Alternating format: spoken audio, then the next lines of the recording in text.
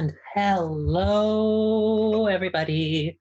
It is good to see all of you wonderful viewers who are joining us this evening. So, if you are uncertain of where exactly you are, welcome. You are here on the Welcome to the Party Twitch channel as part of the D&D 5e Homebrew setting campaign, Adventures in Agni, DM'd by yours truly, Phoenix24Fem / I'm Angela. Hello. So, we are here on this wonderful channel being hosted by, as we said before, Welcome to the Party, dedicated to creating an inclusive and equitable gaming community where folks can come and learn how to stream or play games on stream, and then they give us a place to do this.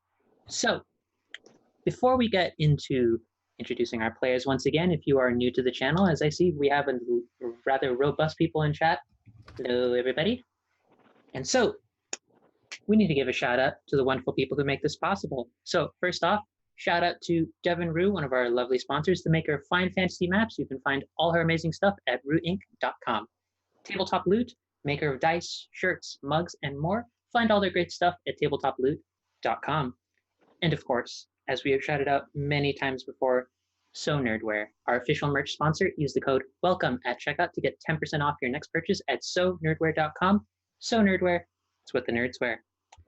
Use !merch in the chat to share the link if need be. So, if you want to get involved with supporting the channel and the ongoing work that any of our writers, artists, DMs, and other folks are doing, and you would be interested in getting interviews with players, mods, and DMs, behind the scenes look at our games from art to different notes, and want to help us in our general goal to underwrite amazing writers and all the folks who help create these fantastic gaming universes, be sure to check out our Patreon at Welcome Party RPG.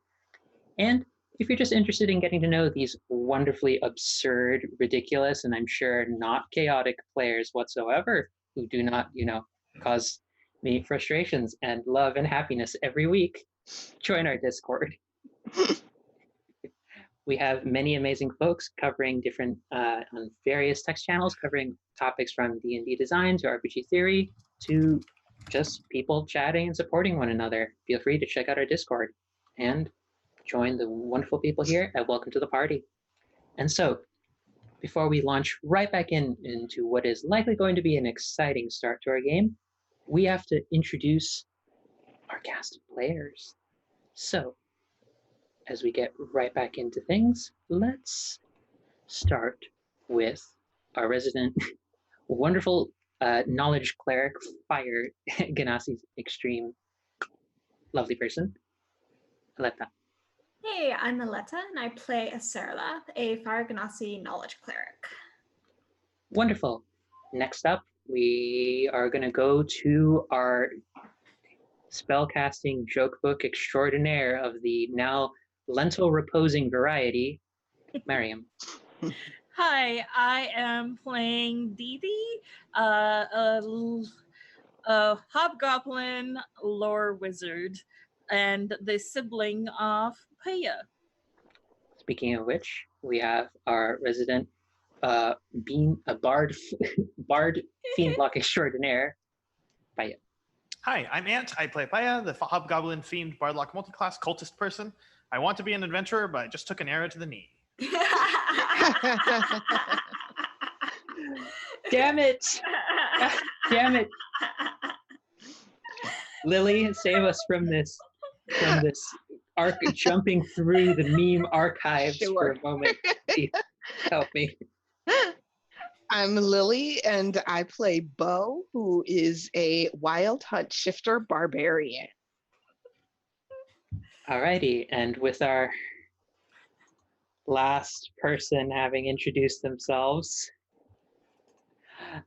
as I said before at the beginning, I'm Angela. So this is if you are new to our wonderful campaign, this is a homebrew setting of my own creation called Agni, where we're essentially kind of running a mixture of 4th and 5th kind of gods, lore, and a bunch of various things that I've stuck together in a world that is very PoC centered and very, very, very trans and very gay.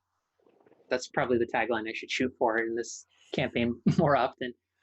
But as we get back into the swing of things, our party last time, during our last session, took some time to process the vision that they had received from an agent of fate and traveled a little bit more Didi taking some time once again to tend to their newly acquired plant, received inks for spell transcription usage, and continued to discover some new absurd and interesting spells, namely one of the K-Chan variety and another of a tragic missile variety. Exploring more and more as you traveled, you came across anti-magic flower blooms, tales of a wandering, what seems like spirit of anger and vengeance, taking the form of a humanoid-like owl, and made a quick pit stop in Inverness, a rather kind of trading post sort of town, hearing about these tales, as well as encountering a woman who could hold her liquor on par with Bo, but Bo being fantastic in display as well. And also encountering a halfling Bob Dylan. So that was its own experience. But as the party has continued traveling and making their way towards the northern terrain of Chantico, one known, as far as the party knows, to be once a site that was praised and held dominion over by Cord, the Warden of Strength and Courage, the party reached the sort of crossroads point where they were able to see out, carrying off vast miles in the eastern direction, windy swept hilly plains, and in the western side, a vast expanse of desert and sand. And while attempting to take a look at strange creatures that seemed to be a bit in the distance that appeared to be giant fire beetles, one of which seemed to be ridden by a humanoid-like shape, two of our party members, our Fire Ganassi Knowledge Cleric and our Bard Fiendlock, took arrows to the shoulders and another not to be named body part. And so, with that being the case, everyone, so feel free to move your tokens with the map that's currently up to the west side of the map, so the left side of it.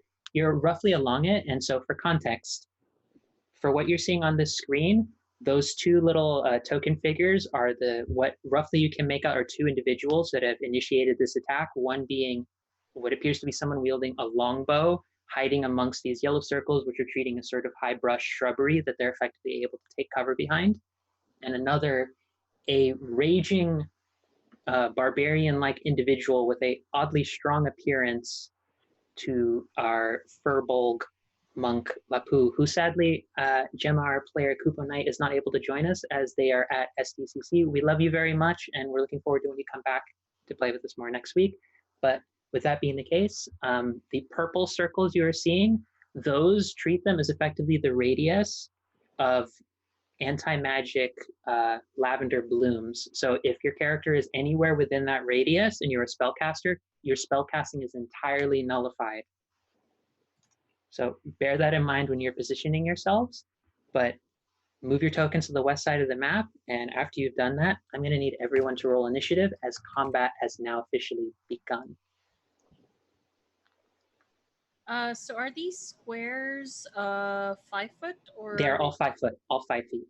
And Okay. as again, reminder, the radius of these dark blue purple circles, that is the radius of anti-magic lavender blooms. So essentially, if your token is anywhere within them, your spellcasting will not happen. You are absent for this, Azerla, and just as a reminder for everyone to be certain they're clear, it's if you're standing in it. If you pass through it, like I'll say you're able to cast a spell before you enter it or once you pass it, but if you end your turn on it, you won't be able to do anything spellcasting wise while you're standing in it. And that's sort of how this map has been designed, because these two appear to be quite skilled, or at least competent, and have a sense of how to make use of the terrain around them. So with that being the case, so we have DD at 18, we have Zerla at 10.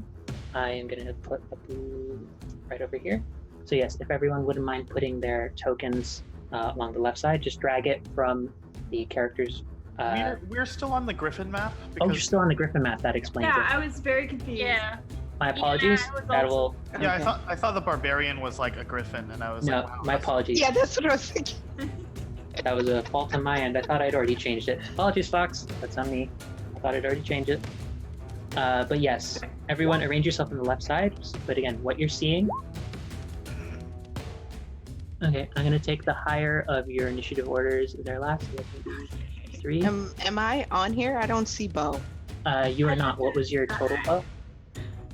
You have to Oh, I hadn't done initiative yet since. Yeah, you're here. I moved your token.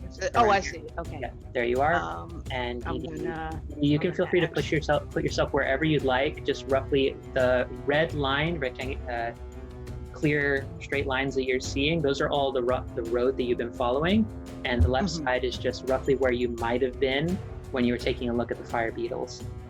Okay. But yeah, this is where everyone currently is at right now. So let's see. We have Boo and Mabu. I need to roll initiative for them. So my initiative is lower this time. What was it previously? It was 18. I'll take your higher initiative because I'm being fair because that was a mess up on my part. But let's see. Okay, that one we have Didi, Bo, Baya, Zerlaf, Abu. Oh wow, Abu got lowest initiative. That is weird. A monk does not normally do that. So my token disappeared on the turn order. You're yeah. right there. I see you right here at 18. I don't see them or me. Yeah. I have you listed on the initiative order so I can keep track for everyone. So don't worry about that. I'll tell you when your turn is. Okay. But okay, so combat has officially started, and unfortunately, because I pre-rolled initiative for this, the archer is going to take the first hit. So they are going to use, that's going to be 2 hits on the same people. They're going to take a shot, so that's +6 to hit. So that's a 9 for the first one. That is not going to hit anyone.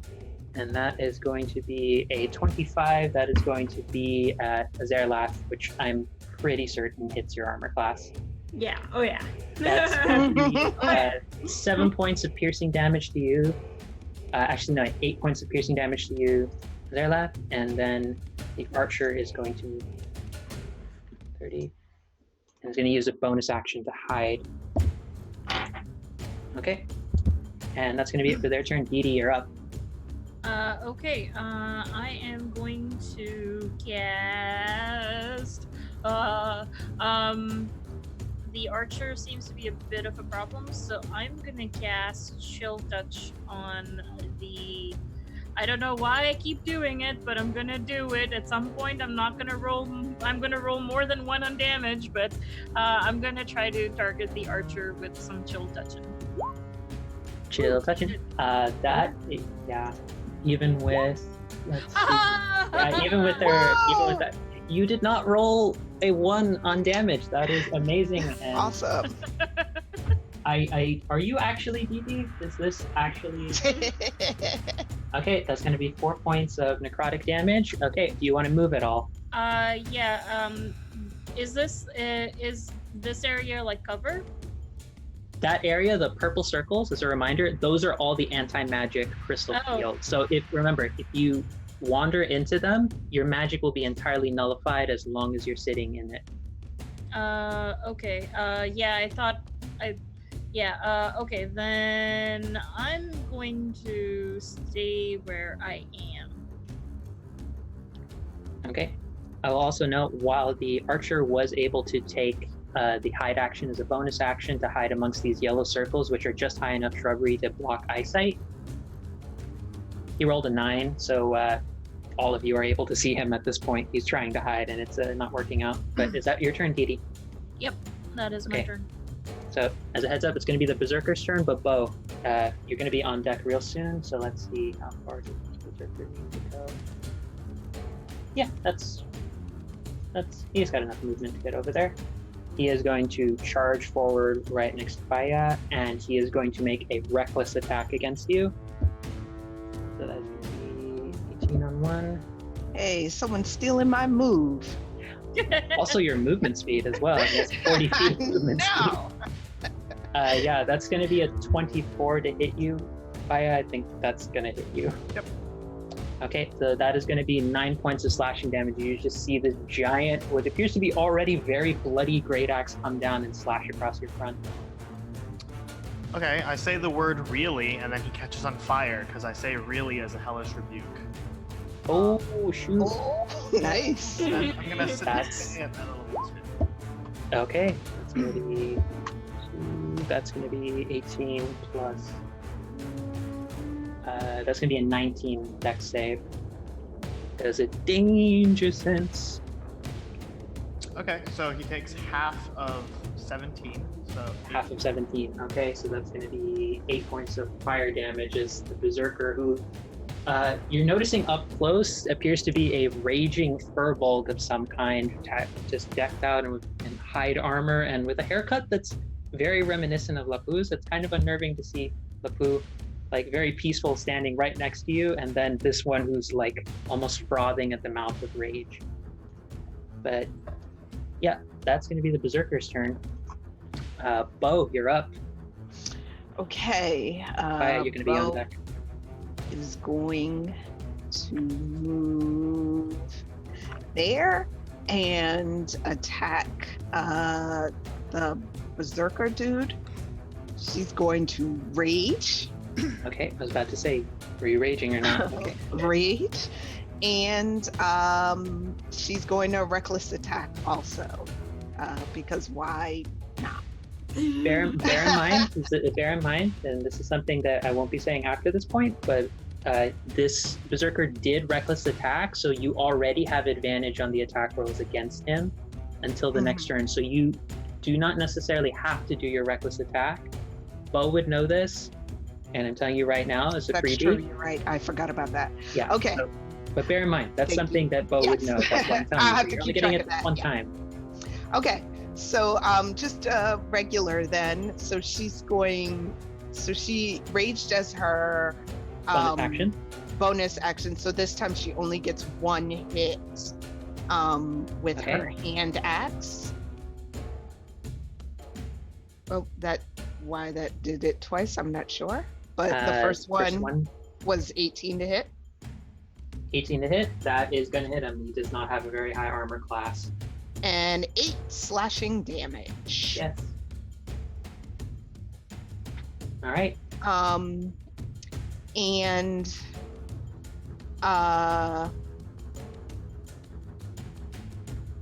that also means sorry, I'm going to drop this in chat Okay. just to remind you that I have the ancestral guardian thing now. Okay.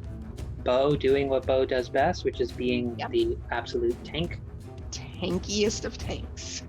the tankiest of tanks. All right. So now that you've hit him, until start your next turn, target is disadvantage on any attack roll that isn't against you. Okay, but it's only the target that you've hit, correct? Right. Okay. So is that going to be it for your turn, Bo? That is it for my turn. Okay, Baya, you're up. Zeralath, bear in mind what you're going to do for once it's your turn. Mhm. Baya, what you doing? Okay.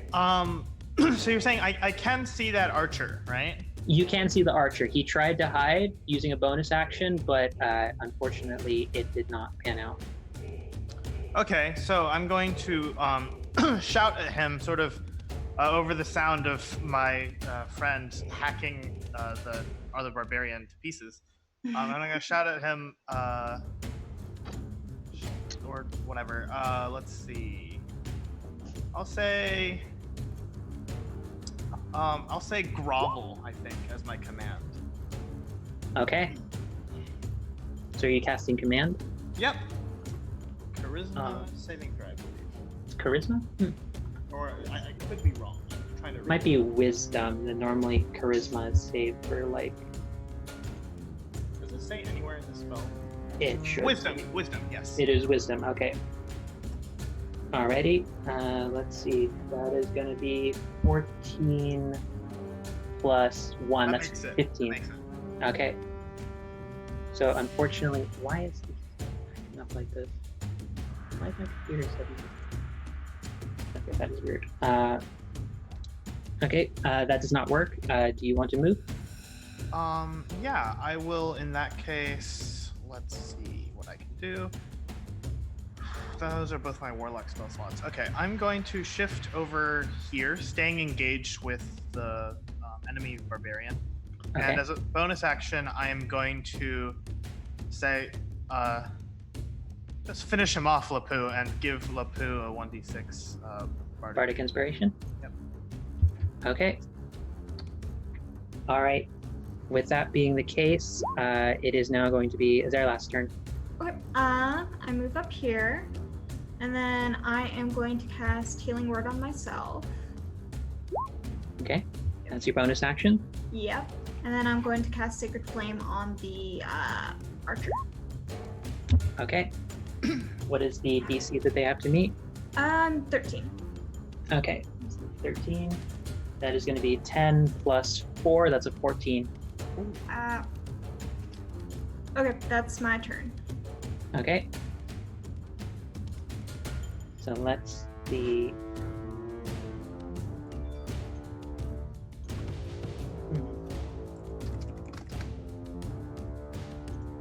Why is the computer suddenly acting up? That is very weird. You're frozen. Something happening right now? Yeah, your Your camera's Camera died. camera just went out. That is very weird. Why is this suddenly having trouble? It's been fine all day.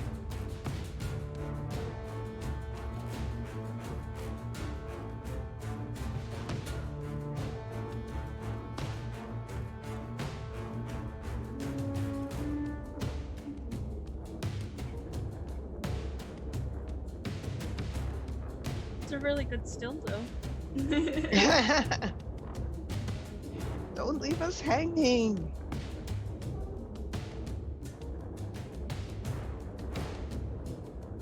So nerdwear. It's what the nerds wear.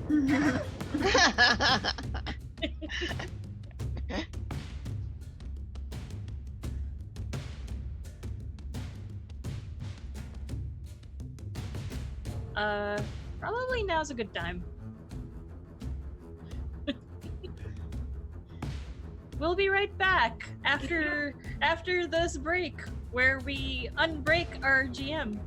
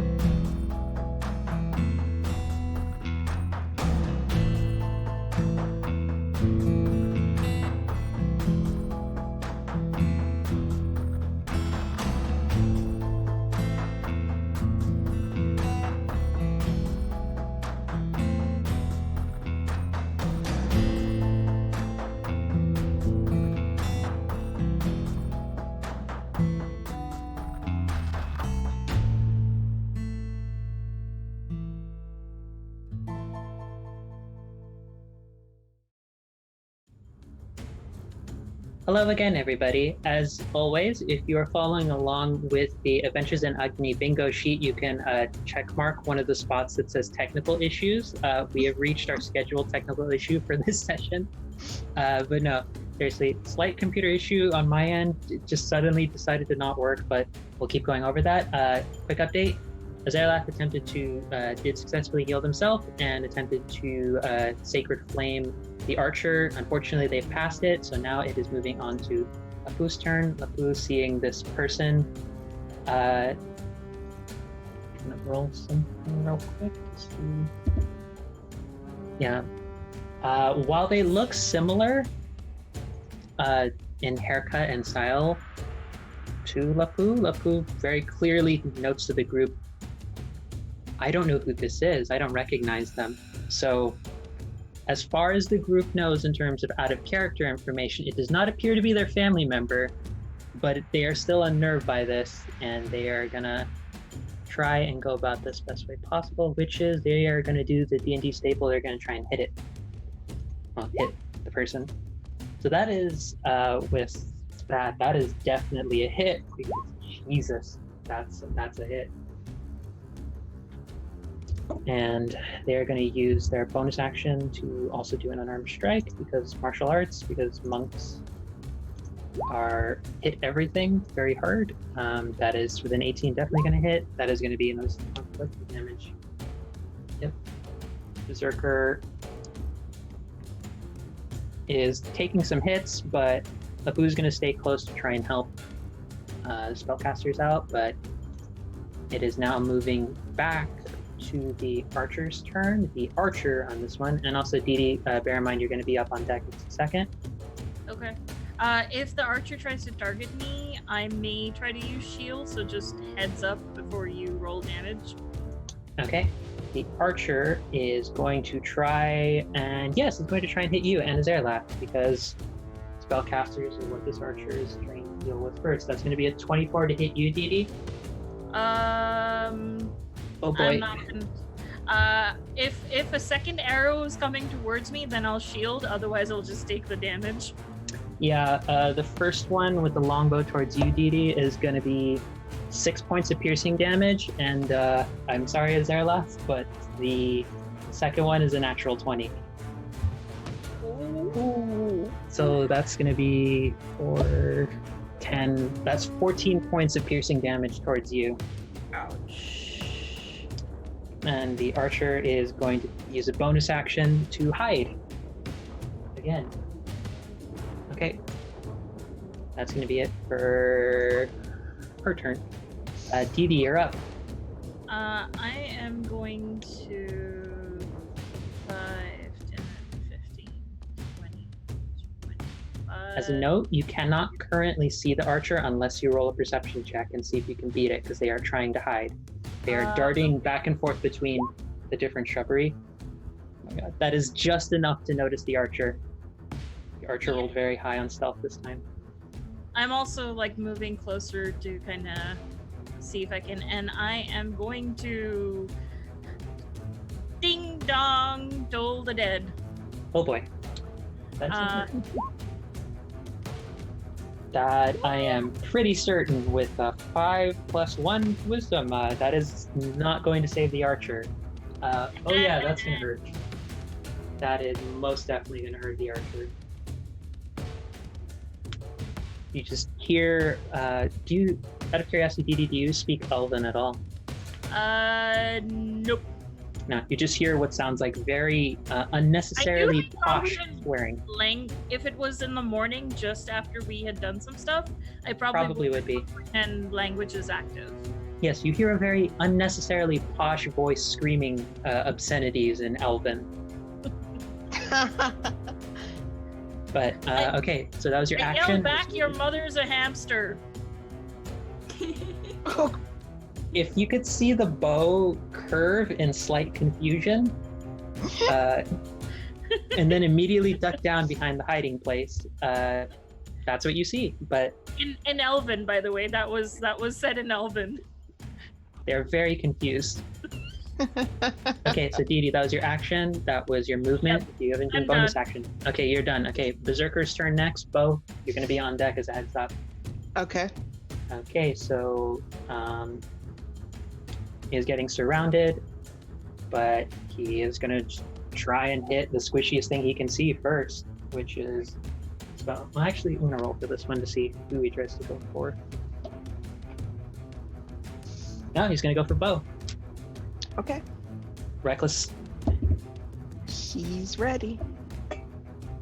Yep, that's why you go reckless. That was a 6 that then went to an 18, so that is 23. 23 does hit. 23 is going to hit, so let's see. That is a... Oop, I don't get to use this die very often. That is a D12. Oh, actually rolled decent on that one. That is a 6 plus 3, that's 9 points of slashing damage, reduced to half because you are raging, so that is 4 points of slashing damage. Okay. And he's just, again, this entire time, he's just screaming. It's very unwelcoming. But Bo, that's the end of his turn. He's just sticking there ready to chop whoever he can. You're up. All right, well, Faya, you're going to be on deck. She is going to go at him again, and she gets 2 attacks this time. So 1 with her hand axe.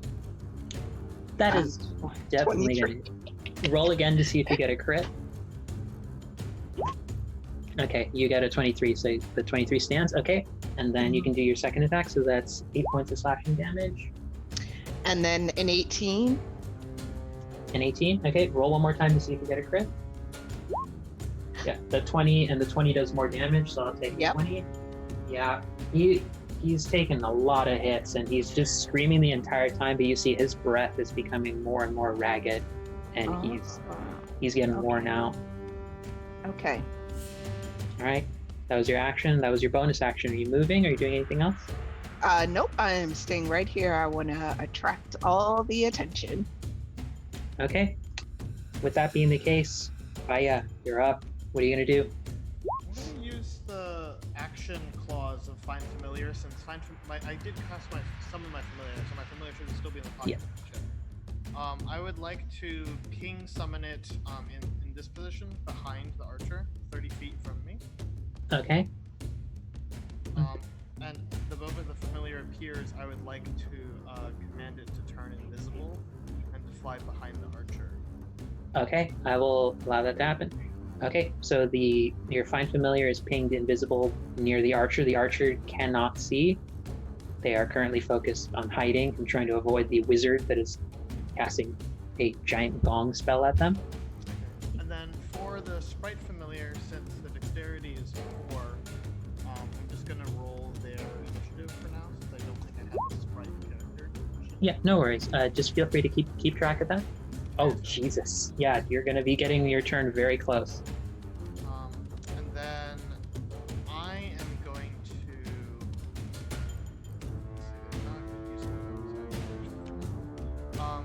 you know what? I'll use my bonus action to also encourage Bo, though I don't imagine she knows how.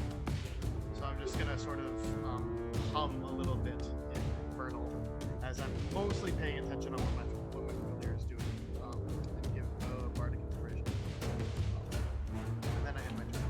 Okay, so that's the end of your turn. Azerlat, your turn's going to be up. Lapu's turn is also going to be up as well.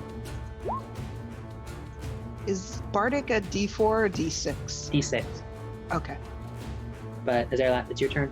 Okay. I am going to cast Cure Wounds on myself at 2nd level, just because. Yeah. That was a crit. Okay, that's 1 additional point of healing for a high level cast. So that's 10 points of healing total. Okay. And do I want to move? Yeah, I think I'm gonna stay where I am. Okay. Okay, so I'm done. I don't have any bonus actions I can do. Okay, Lapu is seeing that Barbarian is pretty hurt, is going to take a full round of attacks, is actually going to wield this two-handed because it did Reckless. That is going to hit the Barbarian. So that's going to be 5 points of bludgeoning damage to the barbarian at first, who is, oh boy, already looking very rough. And then is going to spend a key point, and you all see in a whirl of fists and kicks and punches, fists and kicks, where there's almost like an aura of wind, fire, water, and flame appearing all around their punches. They're going to do a flurry of blows. Okay, so that is a 20 in that one, and unfortunately the second one is not going to hit, even with the reckless, but that one is I'll going ask them to be inspired, if possible. Okay, that's fair. I will allow that. And that's enough. That's why you have a bard. That +6, well actually it's +4, that's a 14. That is just enough to hit the armor class. So that is going to be another 6 points of damage. So, all right. The barbarian is incredibly hurt at this point and barely standing, and is starting to rethink their options at this moment. Let's see. Archer. At initiative count 24, the sprite will go. Right. So what is the sprite going to do? I will have the sprite fly behind the archer, use its action to turn invisible, and that will end its turn. So Okay. Archer is going to peek from behind the shrubbery. Oh, high flowers. And Azarath, I need you to roll me a perception check. But,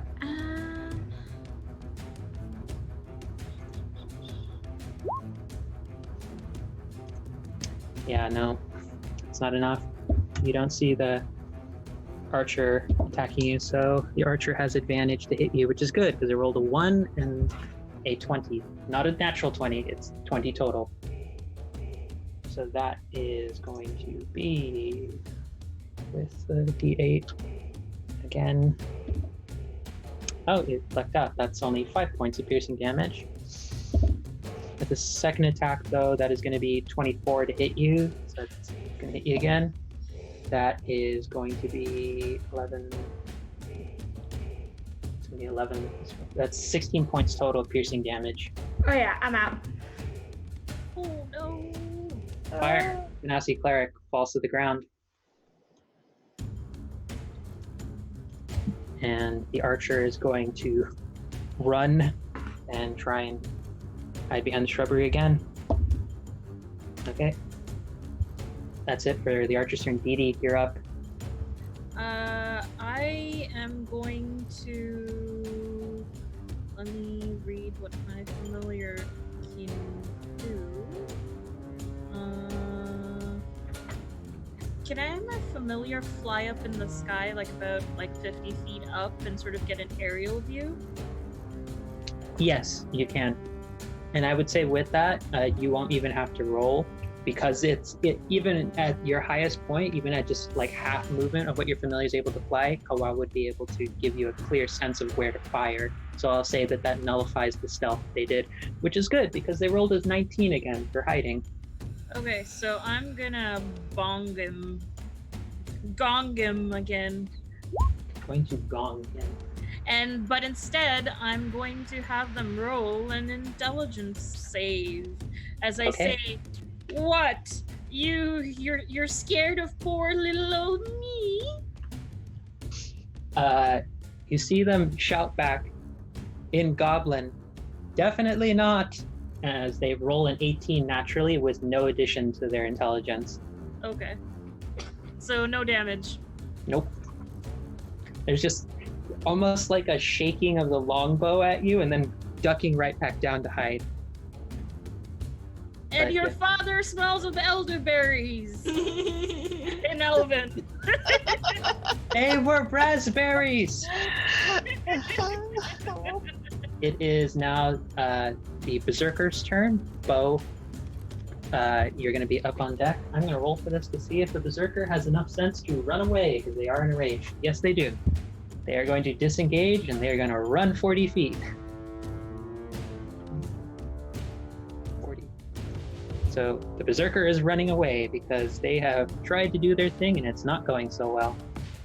I will take an opportunity attack against them. They disengaged. Oh, right. Never mind. I will not. So, but he is. I'll let you all know he is really, really hurt, and he is just trying to flee for his life. Bo, it is your turn. Baya, you're going to be on deck. Okay. So if Bo wanted to see the archer person, I'd have to do a perception check first. Yes, you would have to do perception. The way I'm ruling it is that you get the perception at the top of the turn. If you don't roll enough, you get to choose someone else to focus on or something else to do. If you roll high enough, I'll allow you to go through without any hindrance to it. Okay. I'm gonna do the perception check to see if I can see the archer. Go right ahead. 17. Not enough. Okay. All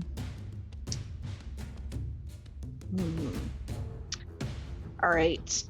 I'm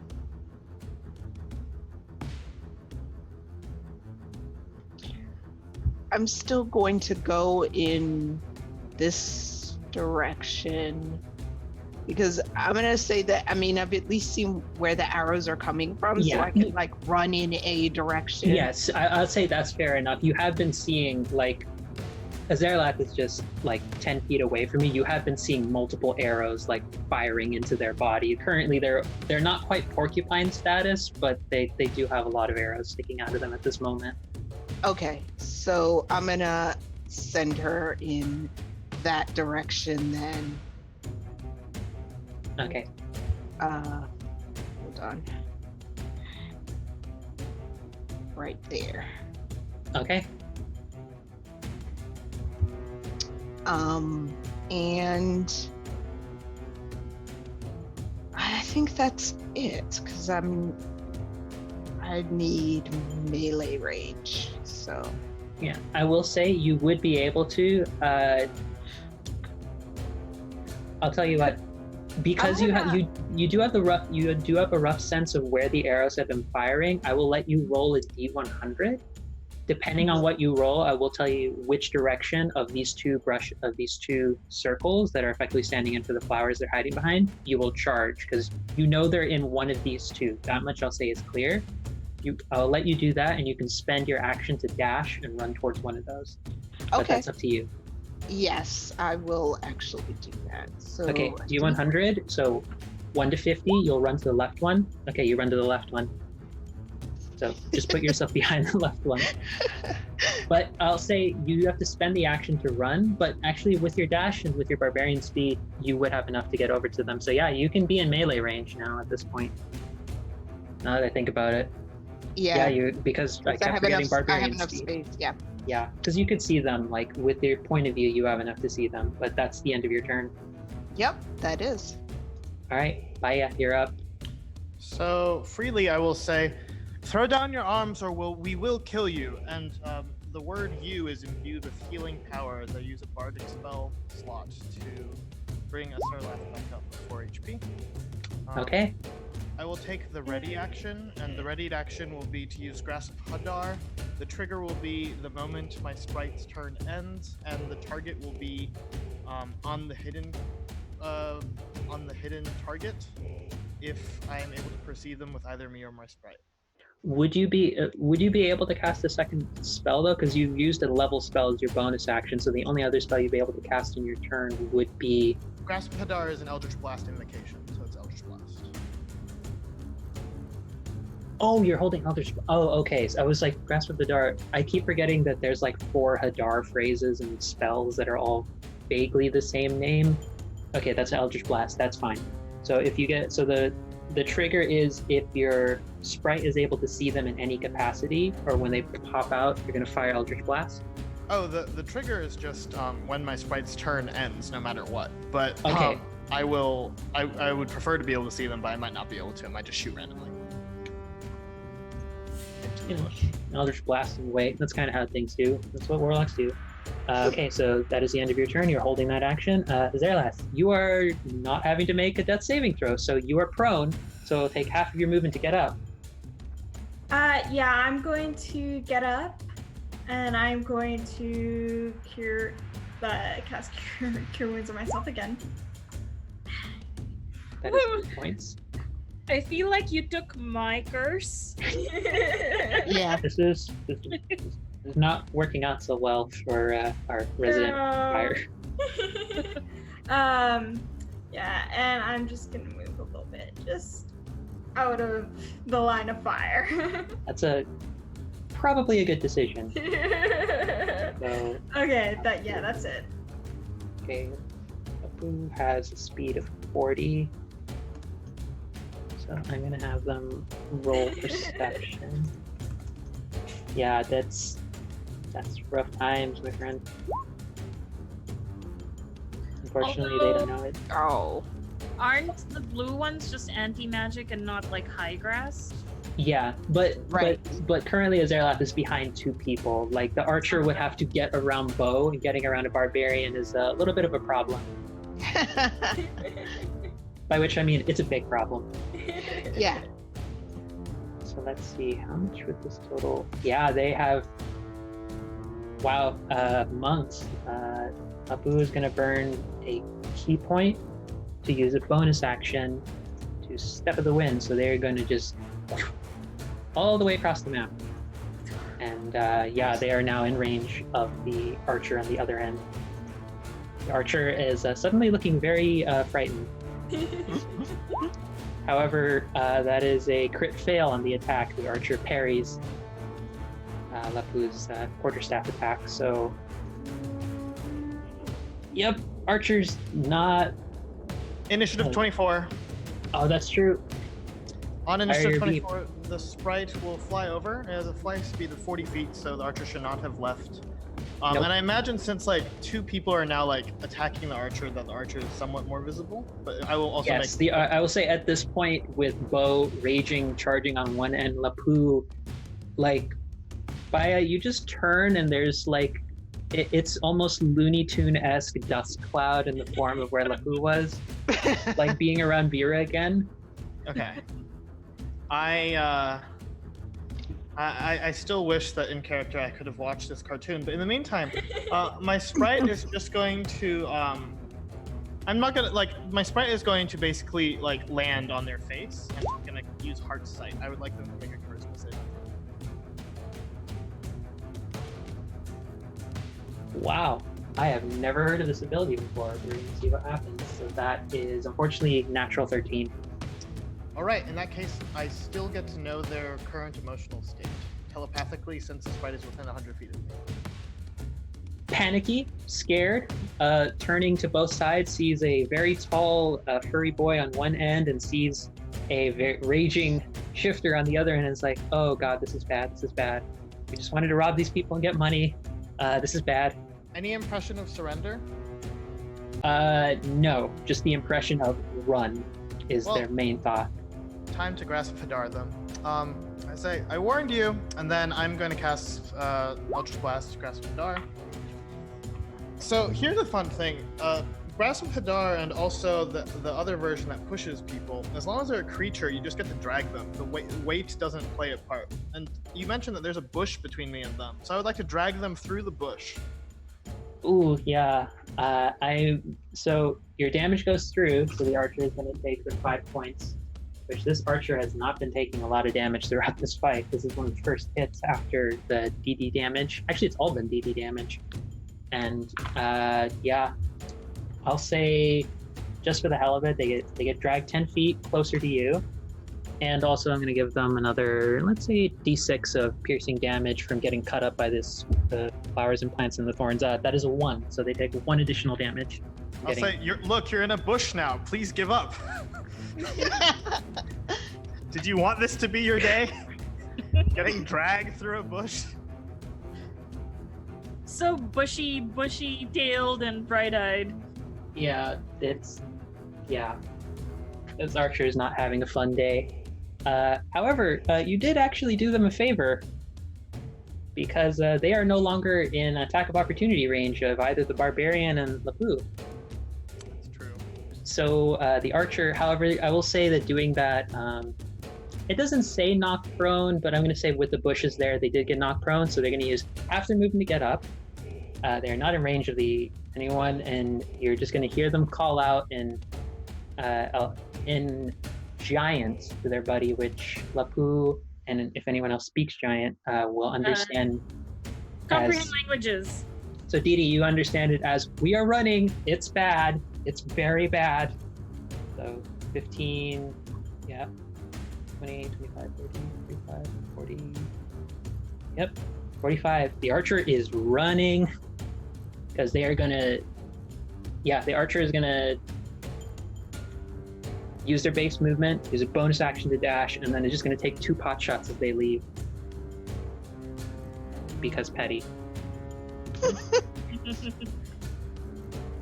They're smart enough to run away. They also want to hit things. So that's an 11 Against plus. That's going to be 17. Actually, I'll roll for this one. No, they're both going to be against Paya. Because you just dragged them both into a good situation, but a bad one. So the second one is a 9, so that one doesn't hit you, but the first one was a 17. Which I'm pretty certain hits you. Yep, my AC is 12. So that is going to be D8 damage. That is going to be 2 plus 4. So that's going to be 6 points of piercing damage. And Didi, you're up. I go eeny, meeny, miny, mo. And I ding dong the berserker.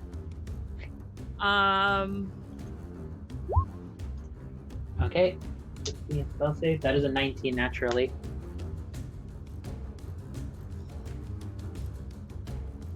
And I go behind a bush.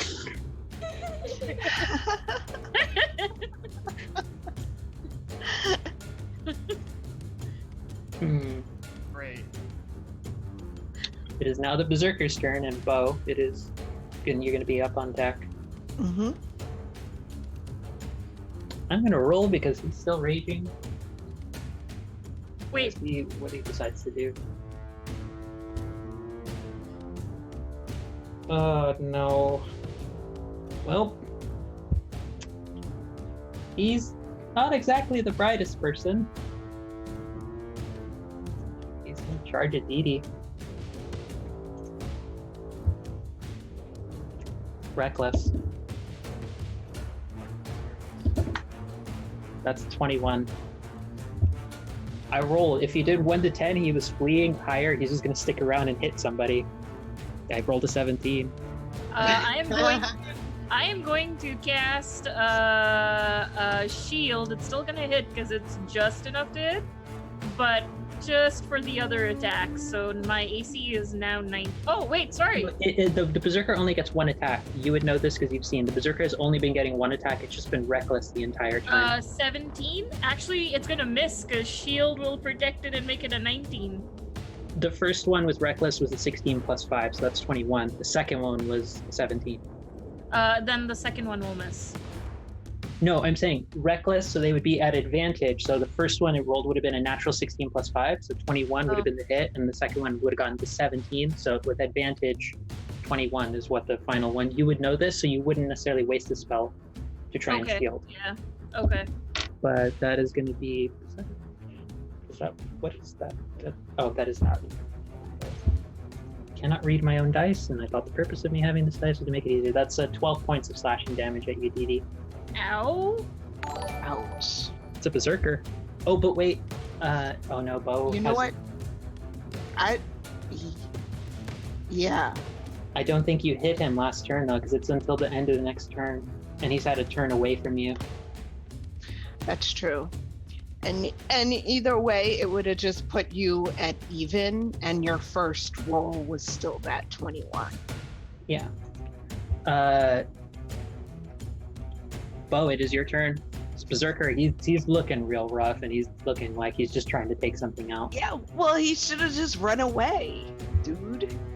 I don't know why you did it. I'm gonna have to do something. Self-preservation, really high. Recklessness, also really high. And she's just gonna swing at him twice with her hand axe.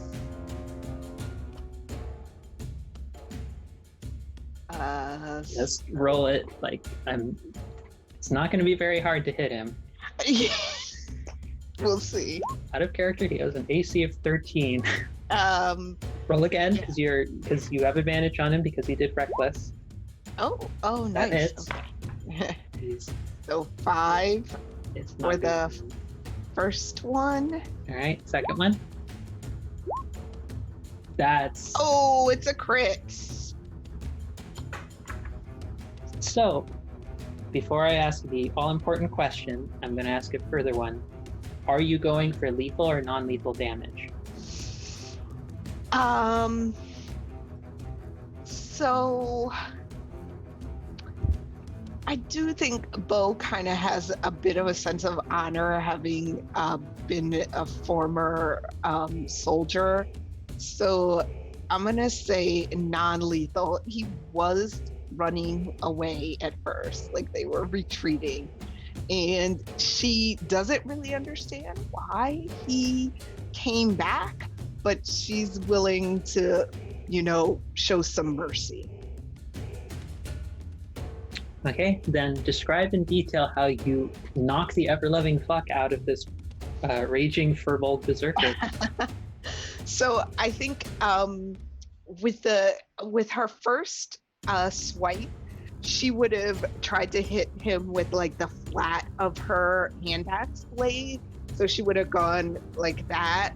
And then the second one, I actually think she would have just taken her hand axe and like bam, on top of his head, like bopped him on his head. So in an almost Mortal Kombat-esque fashion, the first blow with the hand axe like cuts across and leaves him sort of in like a stunned state, and then there's just like a very like two-handed like beam right across the head, and you just see, and mind you, this person, because furbolg height on average is around like 7.5 feet tall, it's just everyone in the area just sees Bo jump up and just beam him right across the head, and it's just like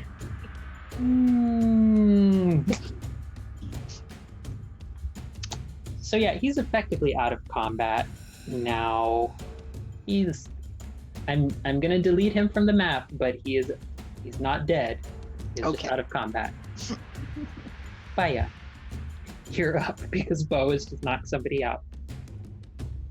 Go to sleep. Crap, that's a really low roll. I cast sleep on the escaping person and only get a 14.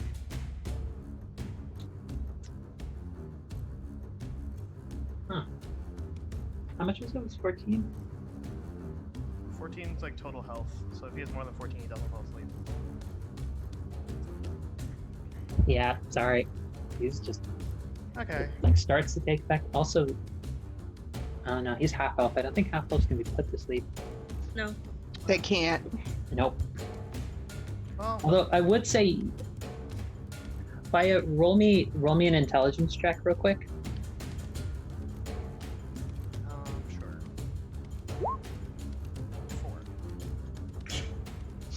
Yeah, if you'd rolled at least a base DC, I would have let you redo that, but you try and cast the spell and suddenly realize the archer just has a look of a mixture. It's a mixture of a very like panicked, like cowering animal, and also a like, the fuck, man, it doesn't work.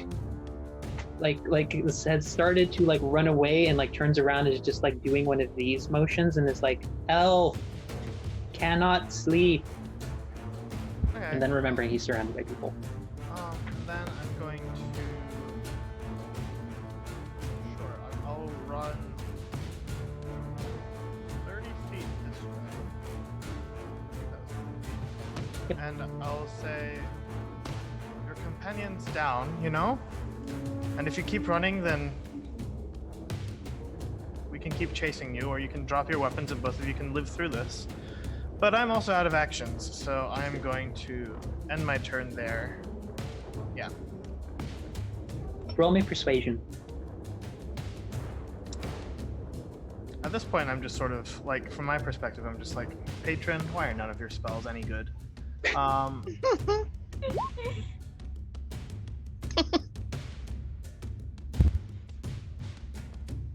That's a 7. Yeah, it's weighing his options. He's not quite certain what he wants to do, but it's not looking favorable towards you. Gotcha. I think that is all of your actions in that case. Yep, I end my turn. Zerlath, it's your turn. Okay.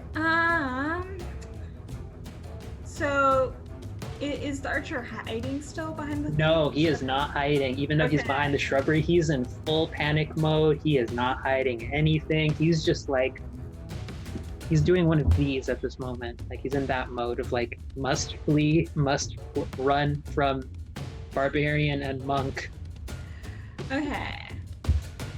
and the hobgoblin wizard. Okay. I am going to cast Sacred Flame again.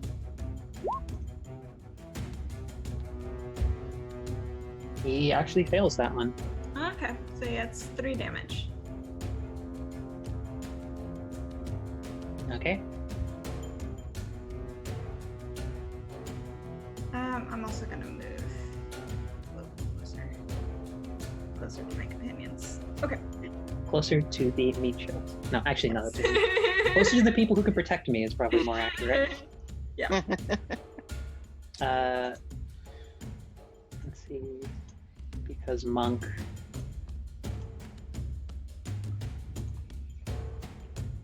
Apu is gonna. None of you can hear it. Apu is just speaking to them. Just saying words that none of you can hear at this point, and they're gonna try and persuade. It's not one of their skills, but they're gonna hold an action just in case it tries to run. That's crit fail. Yeah.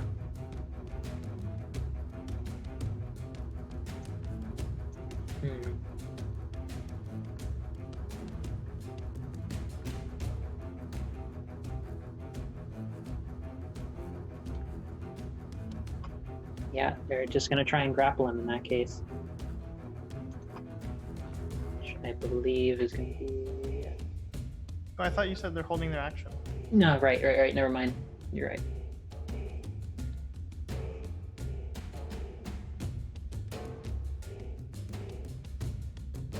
Yeah, it's gonna be. It's gonna be the archer's turn next, but when the archer Count 24. 24 because of the sprite. I will send the sprite there, ending the invisibility as the sprite uses the help action. The sprite is going to fly in the person's face and make it so that any ally that attacks them before the sprite's next turn, that first attack is made with advantage. Okay. I'm gonna roll to see what the archer does in this case. Yeah. Archer is going to try and run, but who is going to try and grapple, and that doesn't work. No, wait, I said I was going to attack. I was going to attack. Yeah, they're going to try and do the attack with advantage, which works.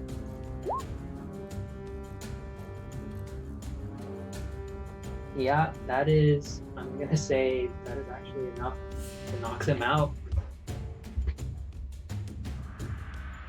Archer gets knocked out. You just see Lapu just sort of swing the staff all the way around and just beam them across the head, but not lethally. The archer is knocked out, and combat is officially suspended. All right, now that combat's over, as a note, this would have happened last session, but Aletta, you are not here. You have a book about the Ashlands in your inventory. I found it on my person, and I immediately gave it to you because it was a really long book, and I did not want to read it. So you have a book about the Ashlands that I just gave to you very early last session. Cool. I love getting books. Yes, I can remove that from my inventory, which I'm happy. Is very big, very worn, and no pictures. And it is a lot of, and more importantly, it seems to be in a mixture of infernal and celestial, and it's older variations. So very likely it's going to take a little while to decode and read it all. So it's essentially tailor-made for Zerlath to read. Yeah, I'm like, yeah, I think that what I would have said to you is something like, the cult gave this to me, and I don't know why.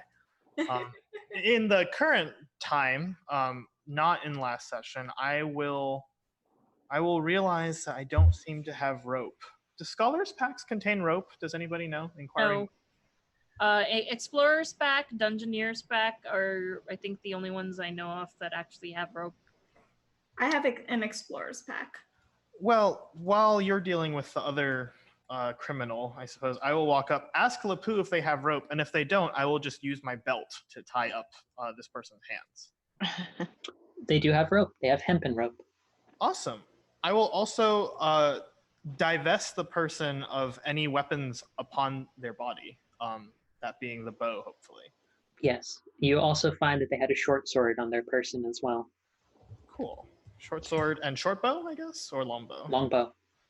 It's a very nice looking bow, despite the rather it's studded. They're wearing as well studded leather armor that seems to be of a decent quality, though the upkeep on it indicates that it hasn't been precisely good times for either of these two.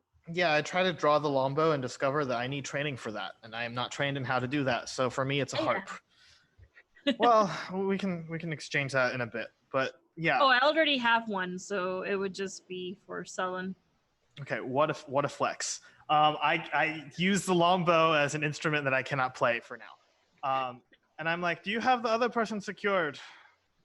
Bo wants to go over to the it was a furbolg, you said? Yep, it was a furbolg. That was, yeah, and he's unconscious, so she wants to rifle through his clothes and pockets and see what he can find.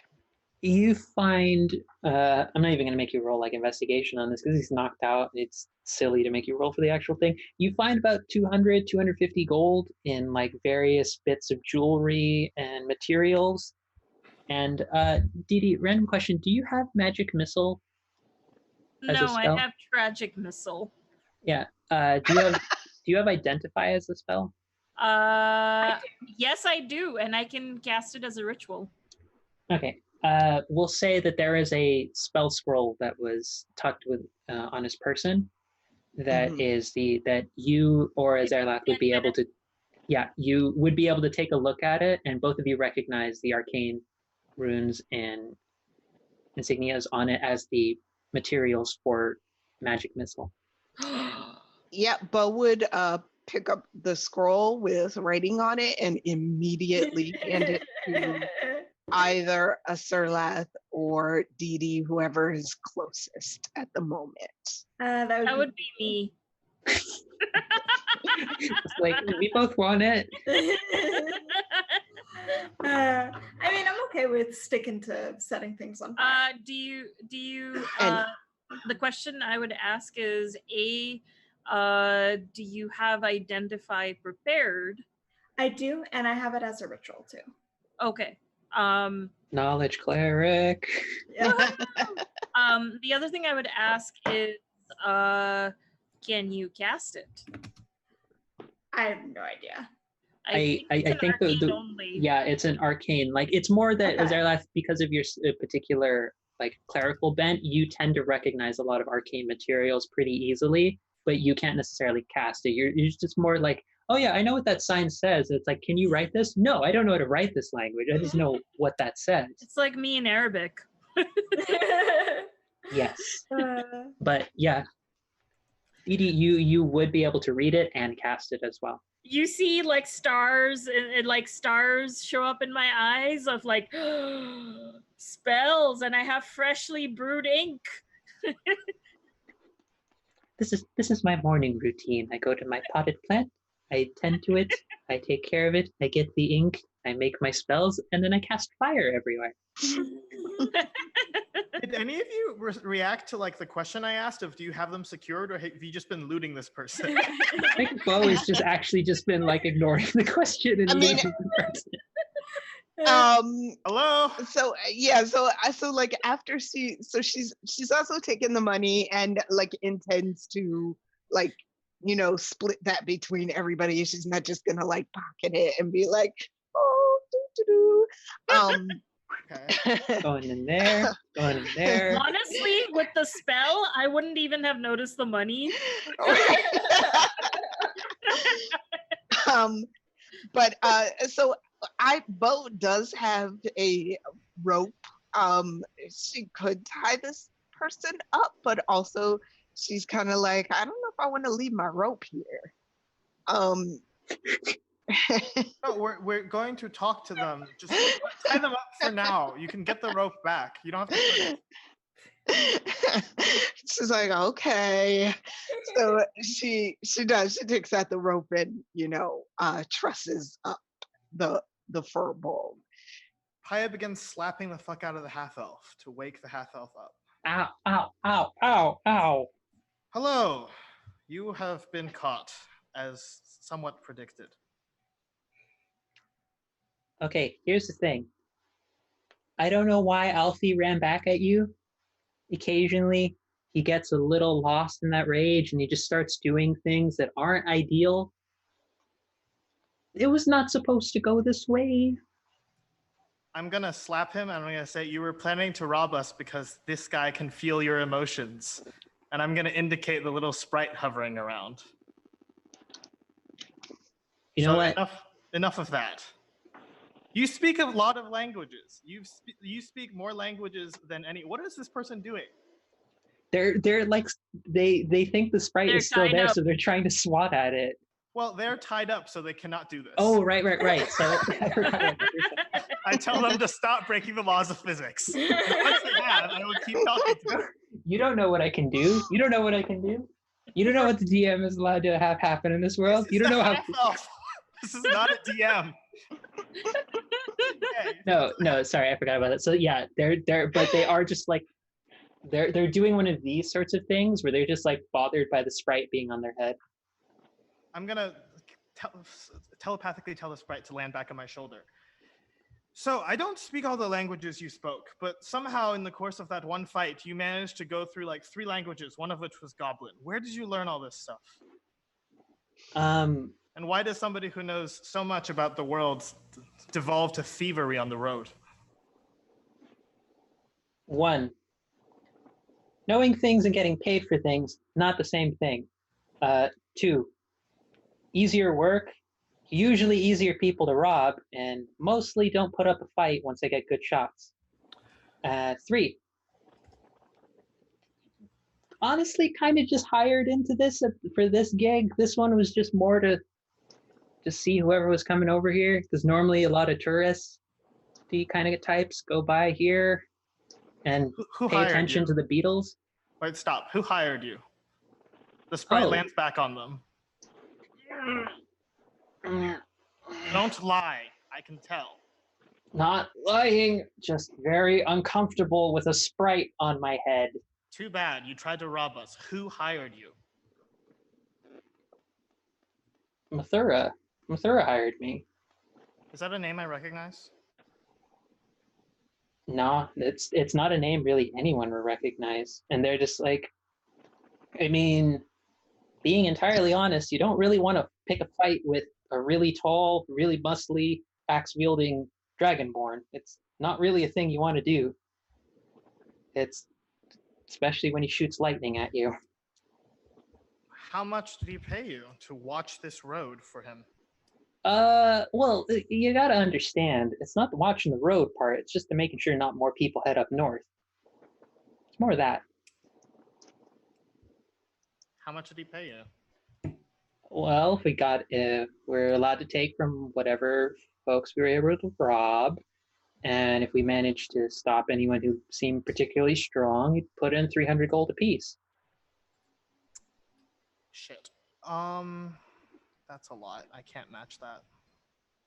Are you saying this out loud? No. This is out of character. You notice Didi is not participating in this at all. As soon as the magic missile spell was found and identified, just sits down cross-legged and starts trying to transcribe the spell. Okay, well, in character, this is messy. We are headed north, and we're trying to get to Mishitlan on account of some sort of prophecy we were given or something. Well, do you have any personal objections to us going further north, or you just have some contract with this Mathura? This is just paid gig. This is a lot easier than trying to find any work over in Backfire, and a lot easier than trying to get to anywhere else that's nearby. Frankly, making it past the mountains is already a big enough deal as it was. We are planning, once we get to Mishitlan, to go further west, to go to the place where people tend not to know too much about, the Ashlands. As I say Ashlands, I would like Heartsight to give me a sense of how his emotional response is to that. Hearing the Ashlands, they're like, wait, you're not trying to end up going to the Ashlands, are you? My companions believe that prophecies from flying, you don't need to know the details. They believe that there is some sort of destiny for them there. But we don't know too many people, and we might have issues communicating, and you seem like a capable sort, and the more we have, the more legitimacy is sent to us. So here are your choices. I'm going to open a bag, and I'm going to drop the 70 gold pieces remaining of star sapphires out. You can take this, and I'll hire you as a retainer. If you can guide us north in such a way that we don't meet this Mathura person. Oh, yeah, that's going to be a bit of a problem. Or I can stab you in the neck. Well, that's tempting. It's a rock and a hard place situation. I'm not going to lie to you. I mean, it's good to know that, as is common of a lot of you adventurers, you seem keen on killing anyone who doesn't, want to deal with you or, gets in your way. So it's nice to know that this has stayed alive. It's a tradition. It's good to know the Ashlands. My friend with 3 arrows. To rob! I need to knock him out. What do you want from me? Arrows don't knock people out. If not for my magic, it's very possible they would bleed out. You don't just shoot somebody and expect them to survive. I didn't hit anywhere vital. They actually did legit hit somewhere vital. Apparently they're not as good a shot as they think they are. I don't care how vital or not vital you hit somebody. If they lie on the road in dirt, they will get infected and die. So let's not have an argument. It's not my fault. It's not my fault that you're not used to dealing with the Roughlands. I'm from the Ashlands. We've dealt with shit like this before. If you can't handle a simple infection, you're not going to live. And frankly, it's surprising that you of all people are saying this kind of thing when you're traveling with someone like that, and he sort of gestures in the direction of Bo. She seems like she can deal with shit. The rest of you don't really seem like you can deal with that much.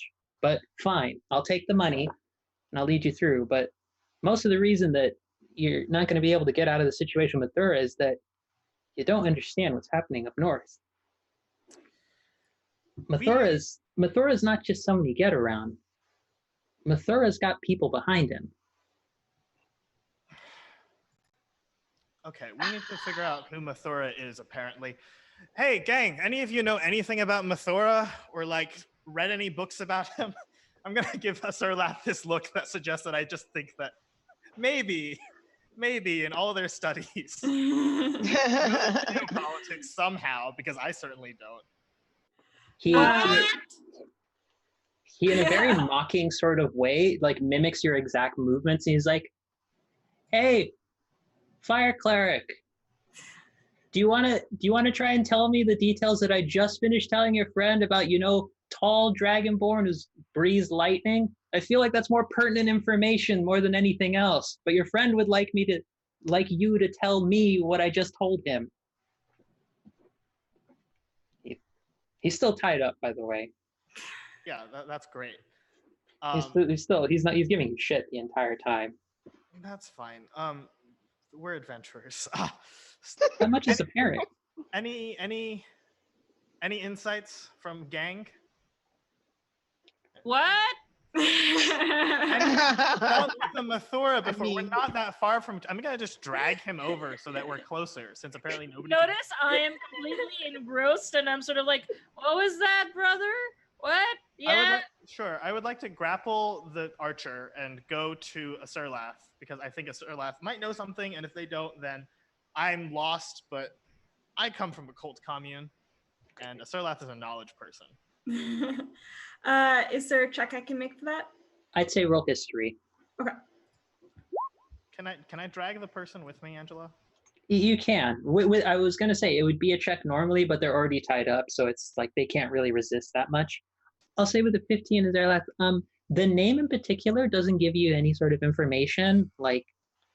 It's a name to work off of, but Dragonborn is more interesting because when it comes to Agni, Dragonborn have generally across the lands, even since they've won their freedom ages ago in the following the Draconic Wars and the conflicts that came from them, Dragonborn have tended to occupy in a lot of spaces a certain level of not necessarily prestige, but a level of like when you see someone like that, it's not quite like meeting a celebrity, but it's like meeting someone who's kind of revered.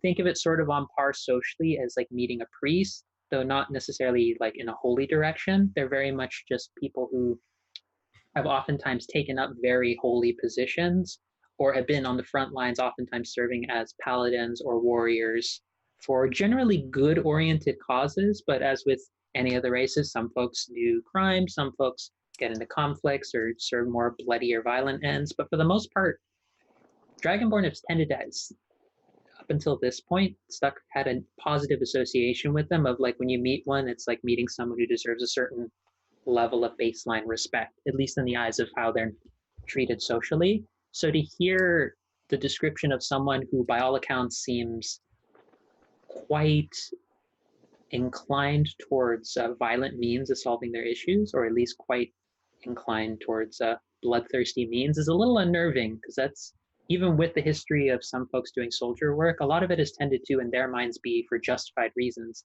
Someone just kind of taking on a bloodthirsty perspective or role is a little odd for a Dragonborn to be taking.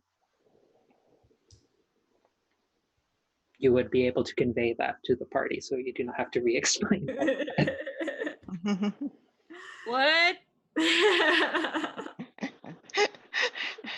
I turned back to oh, the archer's still over there. Can you give me control of that token so that I can drag them with me for the time being? I mean, just wherever you go, I'm just going to move them right next to you. Okay, awesome. So what command does this Mathura have? Like, we have many routes northward, and you're implying, like, I understand the lightning breath, but I'm honestly not trying to meet this person.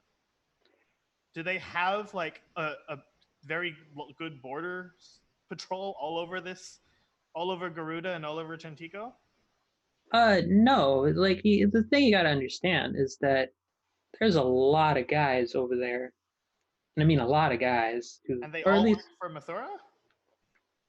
work is a really loose term here when you're working with barbarians and a lot of folks who are just kind of looking to take control of an area, more like associates or more like a collective organization of individuals inclined to bloody throes of violence and celebration and praise of a god.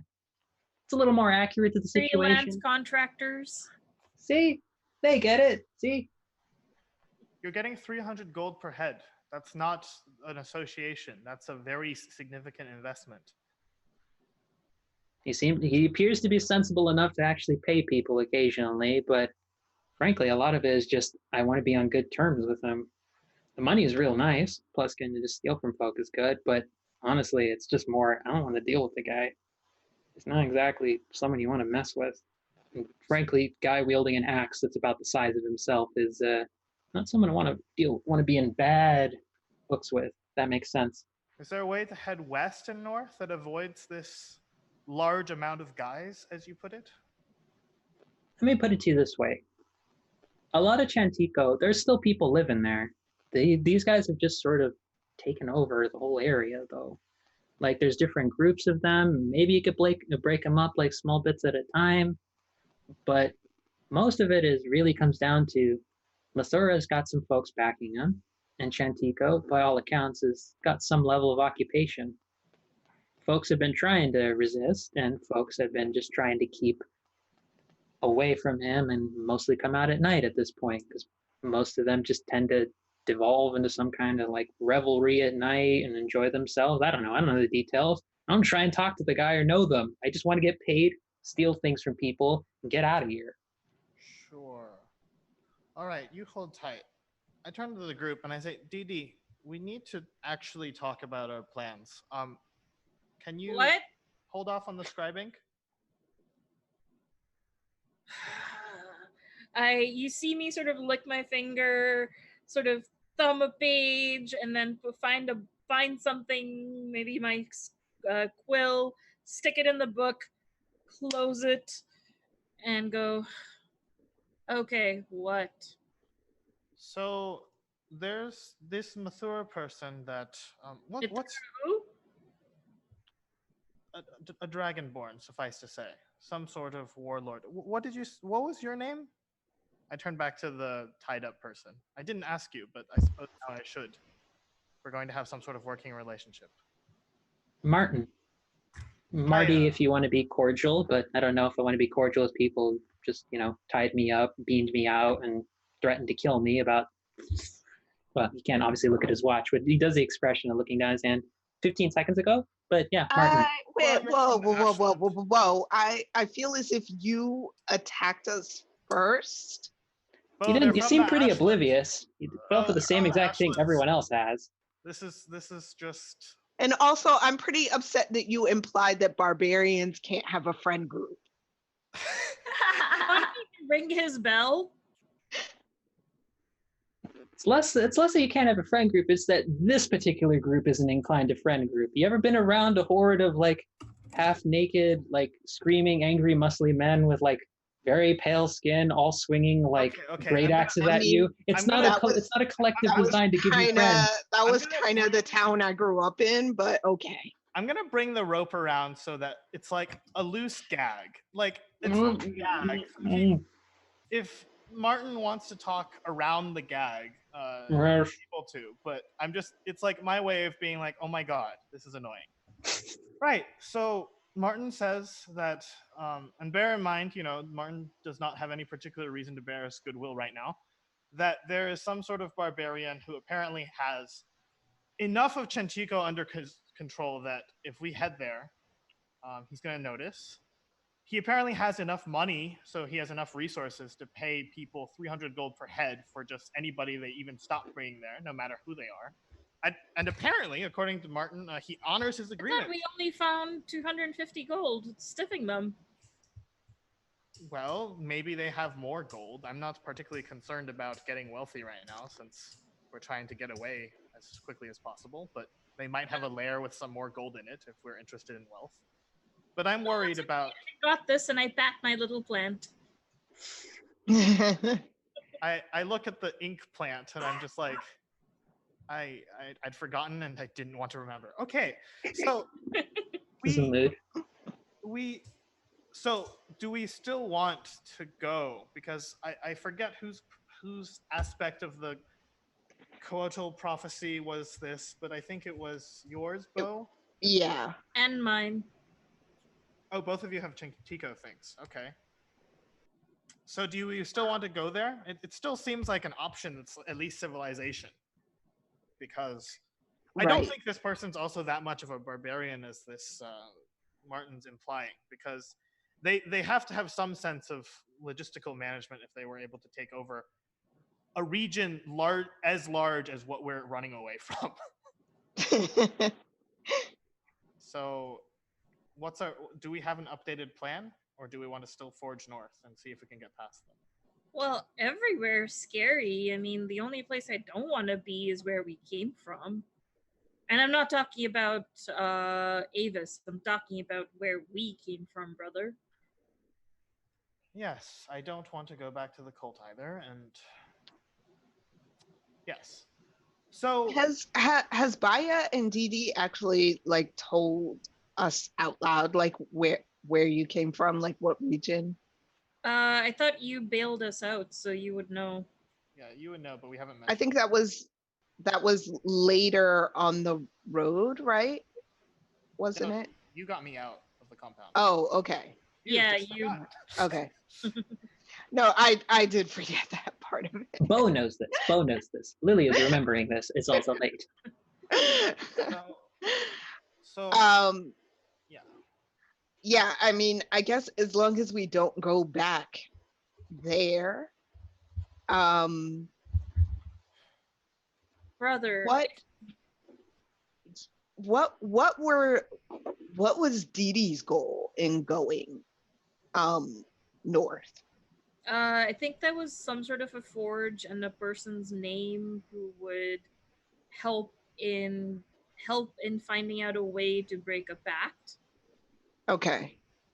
Well, Uh, clarification on that one. There are two possible routes that you would have heard for that. One was out west that was more explicitly a forge master. The northern one, however, also not exactly a forge, but as the area like presided over by the Warden of Strength, there would likely be some means of at least knowledge around that, just as a reminder. yeah. Okay. And brother, if we decide to shy away from every place that has a semblance of someone who would give us resistance, it's not that we are looking for a fight, then we might as well just stay put here and Yes, not but move. this is new information for us, so I thought we should discuss it. I'm not saying, hey, let's stop. I'm saying, let's decide as a group because we are traveling together now. That's all. Asulath, what are your thoughts? Well, I think if we do press on, we should try to find more information about this person and the sort of operation he's running. But I don't think we necessarily need to turn back. We just shouldn't rush in headlong with no preparation. Right. Now like that just knowing that they're there gives us an advantage, kind of, because we won't just run into them unawares. Now that I'm paying attention and not sort of like trying to describe a spell, can I make a history check of some kind? Yes, and as a note to our viewers, we're going to be breaking real soon, like probably like 3 minutes, but we're going to get it. Oh, wow. Yeah. Okay, that's even higher than Azerlath's. You get a lot of the same information about Dragonborns. Mathura is, you know, you've heard stories, like little bits of fragments, that there was actually one Dragonborn, a recent note in Backfire, who prior to leaving the area did seem to have originally been from some sort of military background, particularly working with tactics and such, who seemed to have fallen out of public favor from the upper ring in Backfire, where a lot of the nobility was, especially on more of the military industrial sort of side of things. And as such, the name, you don't know the name Mathura, but you do know someone who does seem to match a similar description and temperament, who was said to have left. And there have been stories coming out of from the northern direct region that there have been slowly over time certain barbarian collectives forming under the leadership of a rather violent and bloodthirsty dragonborn individual. And this is very like atypical of how a lot of the, as Bo has noted, some of the barbarian collectives work, because by all accounts, a lot of barbarian hordes just tend to work again within their own particular like creeds and codes of conduct, especially any of them who are like ex-military and such. A lot of them aren't actually inclined to the same sort of bloodthirsty, random, wanton violence that a lot of other hordes and collectives and groups would normally do. To hear this explicit an organization, even loosely starting to form, is a bit worrying, because normally folks just they have their own groups, they work to their own agendas. Having them organized, especially in an area that's often known for an area of strength, is worrying, not just from just it's a potential threat for the future, but more so it is a threat potentially along even a religious line for what power and sway they might have in the area just socially, because the area is devoted specifically to who you would know as Cord, the Warden of Strength. So yeah.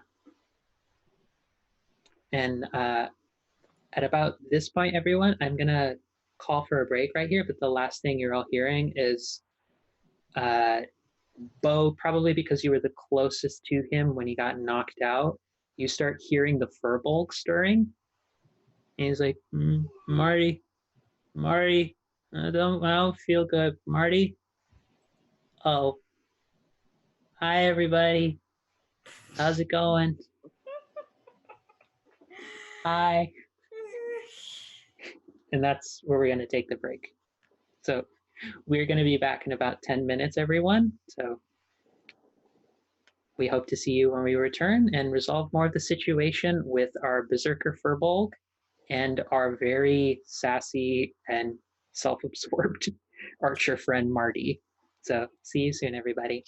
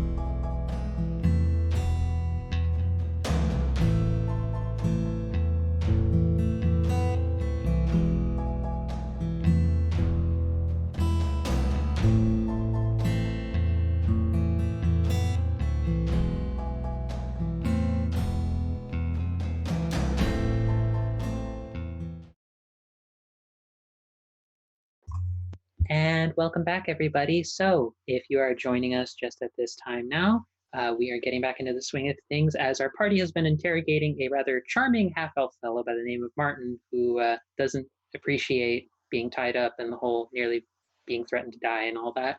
But the party has now also heard the Furbolg Berserker has suddenly just woken up and sort of just in a very like almost sheepish kind of voice and very easygoing, been like, "Hi," and that is where we kick back in, as they're just sort of staring, just tied up, and they're pretty big boy, pretty big soft boy.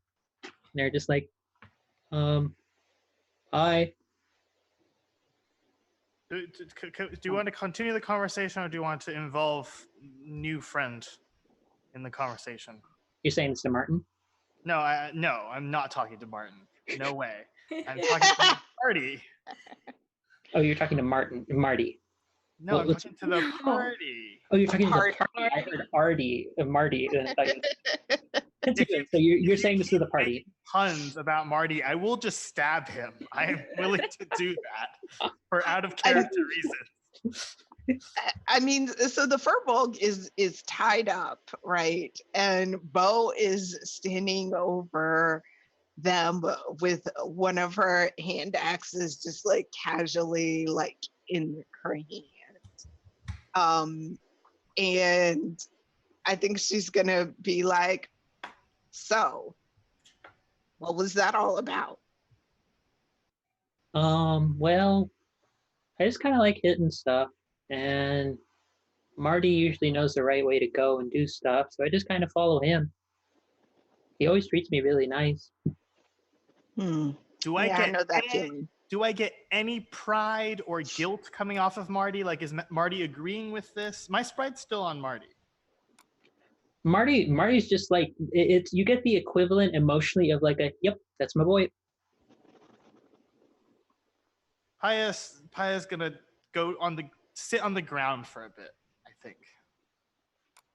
Paya will lie down, actually. My token's horizontal now. This is a lie. Like, yeah. Also, you hit really hard. I just want to say that this is the furball just speaking to Bo. It's like you hit really hard. It's really impressive. Oh, well, thank you. Yeah, practice. If you ever wanted to use a bigger weapon, they don't seem like they do very much. What you're using right now. My axes? Oh, I mean, that hurt a hell of a lot, and I have cuts and I'm bleeding and all that, but I mean, I wasn't trying to kill you, but that can change if you keep insulting my weapons. Oh, I'm sorry. I didn't mean to be rude. I was gonna offer you the bigger axe if you wanted it. I like mine, thank you, though. Okay. So what? You just follow this other person over here. Just they say, hey, let's go rob some people, and you're like, okay. Pretty much. Lets me hit stuff. Right. From his prone horizontal position on the ground, Paya says, if we pay you and we tell you to hit stuff, will you follow us around? Probably. I mean, is Marty into it? No, but I am paying Marty well, and I'm doing other things to ensure his cooperation. It's a carrot and stick operation. I'd still have to check in with Marty. Okay, we've got a loyal... Okay.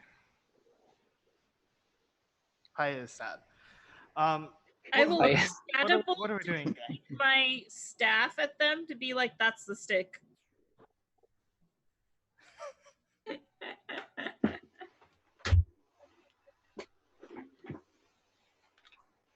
I forgot about the catapult eating. Damn it. And I will do it in such a way that they're in a line, so it goes like whap whap on both of them. How much damage does that do? How much damage does the catapult spell do, DD? Because is this a thing you're actually doing? Because catapult does damage if it hits things. Oh, 3d8? Roll 3d8 damage.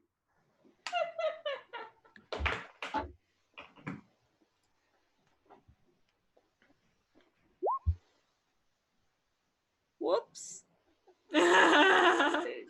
Yeah. I'm gonna need you to roll me an Arcana check to see if you control your magic well enough to not kill them. I would like to. I don't want to. My point was to insult them, not kill them. You yeeted a staff. Okay, you rolled a crit. You, as the staff is literally about a half-inch away from the Furbolg's head, you keep the staff from actually killing them. But that's costing you a spell slot for that one. Oh, I already marked it off.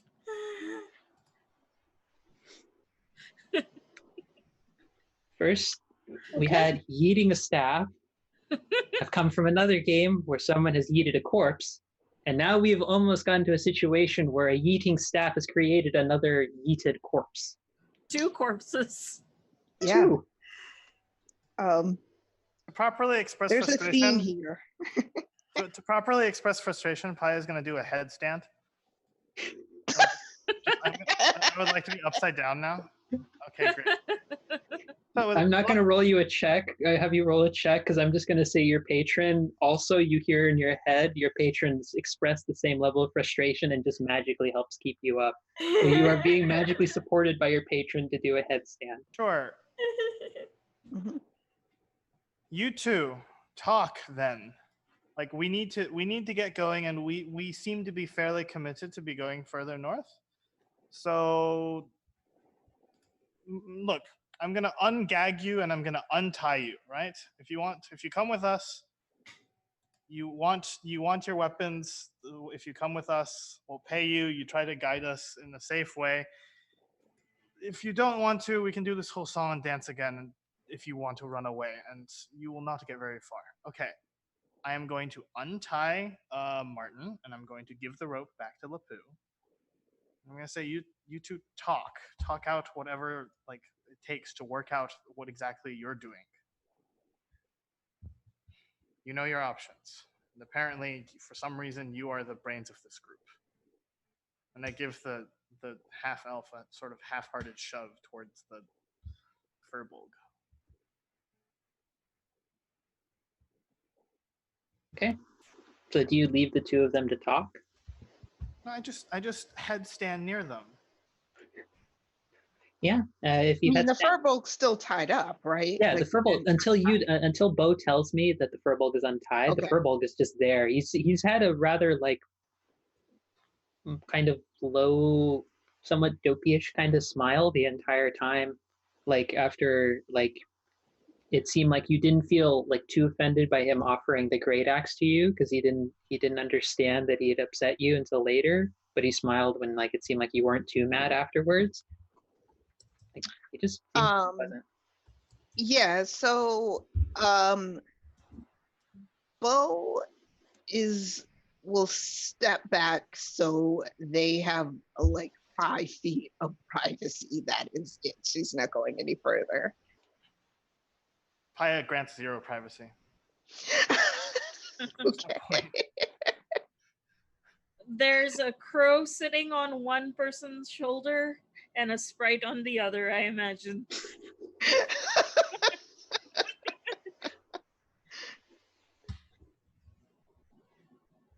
It's like POV cameras. So basically, in the next few minutes, DD, you and Bo, like they're not really hiding their conversation. You just hear them talking. Mari's like, "Well, this seems like a pretty terrible position we found ourselves in, but we frustrated that one enough, and frankly, that's entertaining enough for me to just do this without any pay." He's like, "Well, okay, Marty, if you think that's all right."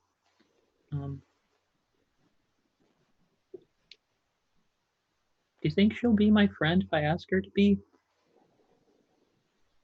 Like, Who, me? Both. no, this is the Furballs He's talking. only 5 feet away. Yeah, he's asking this. He hasn't actually registered that you're just 5 feet away from him. He's just talking to Marty. He's like, Alfie, I don't really know. Marty, you're not supposed to call me Alfie while we're around people. I'm like, Okay. it's Alpharens, man. We are going to take them with us. This is out of character. I'm asking, like, is that what, like, it seems like what Baya is trying to do is to have them Yes. accompany us. Do you want to pause the game and talk out of character for a bit? Well, I just I just wanted to be sure that we are actually like they're going to be coming with us as part of our party, or are we keeping them as prisoners? I'm keeping them on retainer with slowly increased trust. Yes. Okay.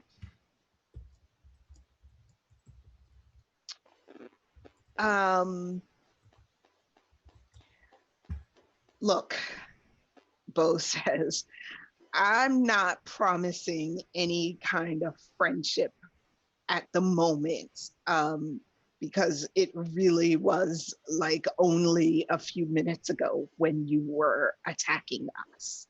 And I totally get the desire to want to just smash things, but you know, just doing it because someone else tells you to, that's not good enough. That's not good enough. Okay. Okay. It's like you're gonna come with us. We need a bit of your guidance, I suppose, is how I'll put it for the moment. And while we're not saying that we trust you, we are willing to possibly extend trust if you prove that you're not going to turn on us.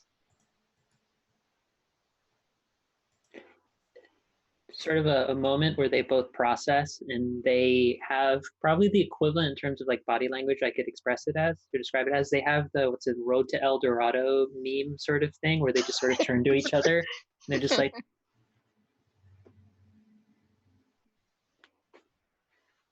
all right. And it's Marty talking, all right. I mean, frankly, you seem the most sensible one of the whole lot. And Alfie over here, he wouldn't hurt a fly if you just tell him no. Or rather, if I just tell him no. This just seem, again, none of this is any personal. Like, we don't mean anything personal by any of this. You're just easy. You seem like pretty easy to take down, pretty easy to get money from. That's all we were interested in. From my upside down perspective, I will say, stop that. Stop saying this isn't anything personal when lives are at stake. Don't say that again. Bo is going to be like smiling, like, I did a negotiation. Yeah, like Bo, I will say you were able. You really proud at how rationally she just like explained things to them. Yeah, and honestly, like Marty has a genuine look of like looking at you. He's like, swings hard, thinks well, plots out things nicely. I like this one. Sure, we'll do it. Okay. Alfie even help along too. Trust me, he already seems sweet on you. And anyways, he's really just along just to help me out. He's a close friend, is the way I put it. Yeah. Sure. Also, random question: where is Azerlath and Didi and all of this? Because this is sort of those two near it, but I don't know where you two are. I was over by I was about 10-15 feet away, still transcribing the spell. I'd say everyone just roll me an insight check. What's the insight check for? I'll tell you in a second, depending on what you roll. Trust me. Okay. Wow.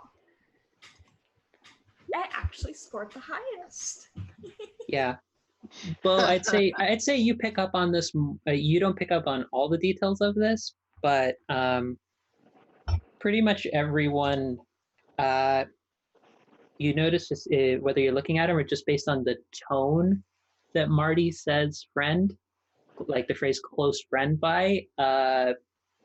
He probably means something else when he's saying close friend in regards to his friend Alfie.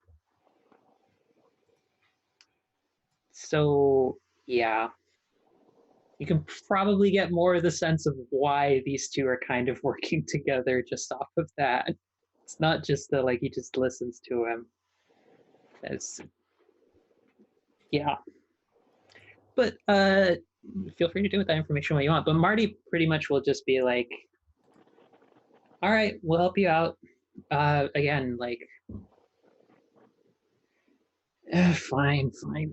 He pulls out something.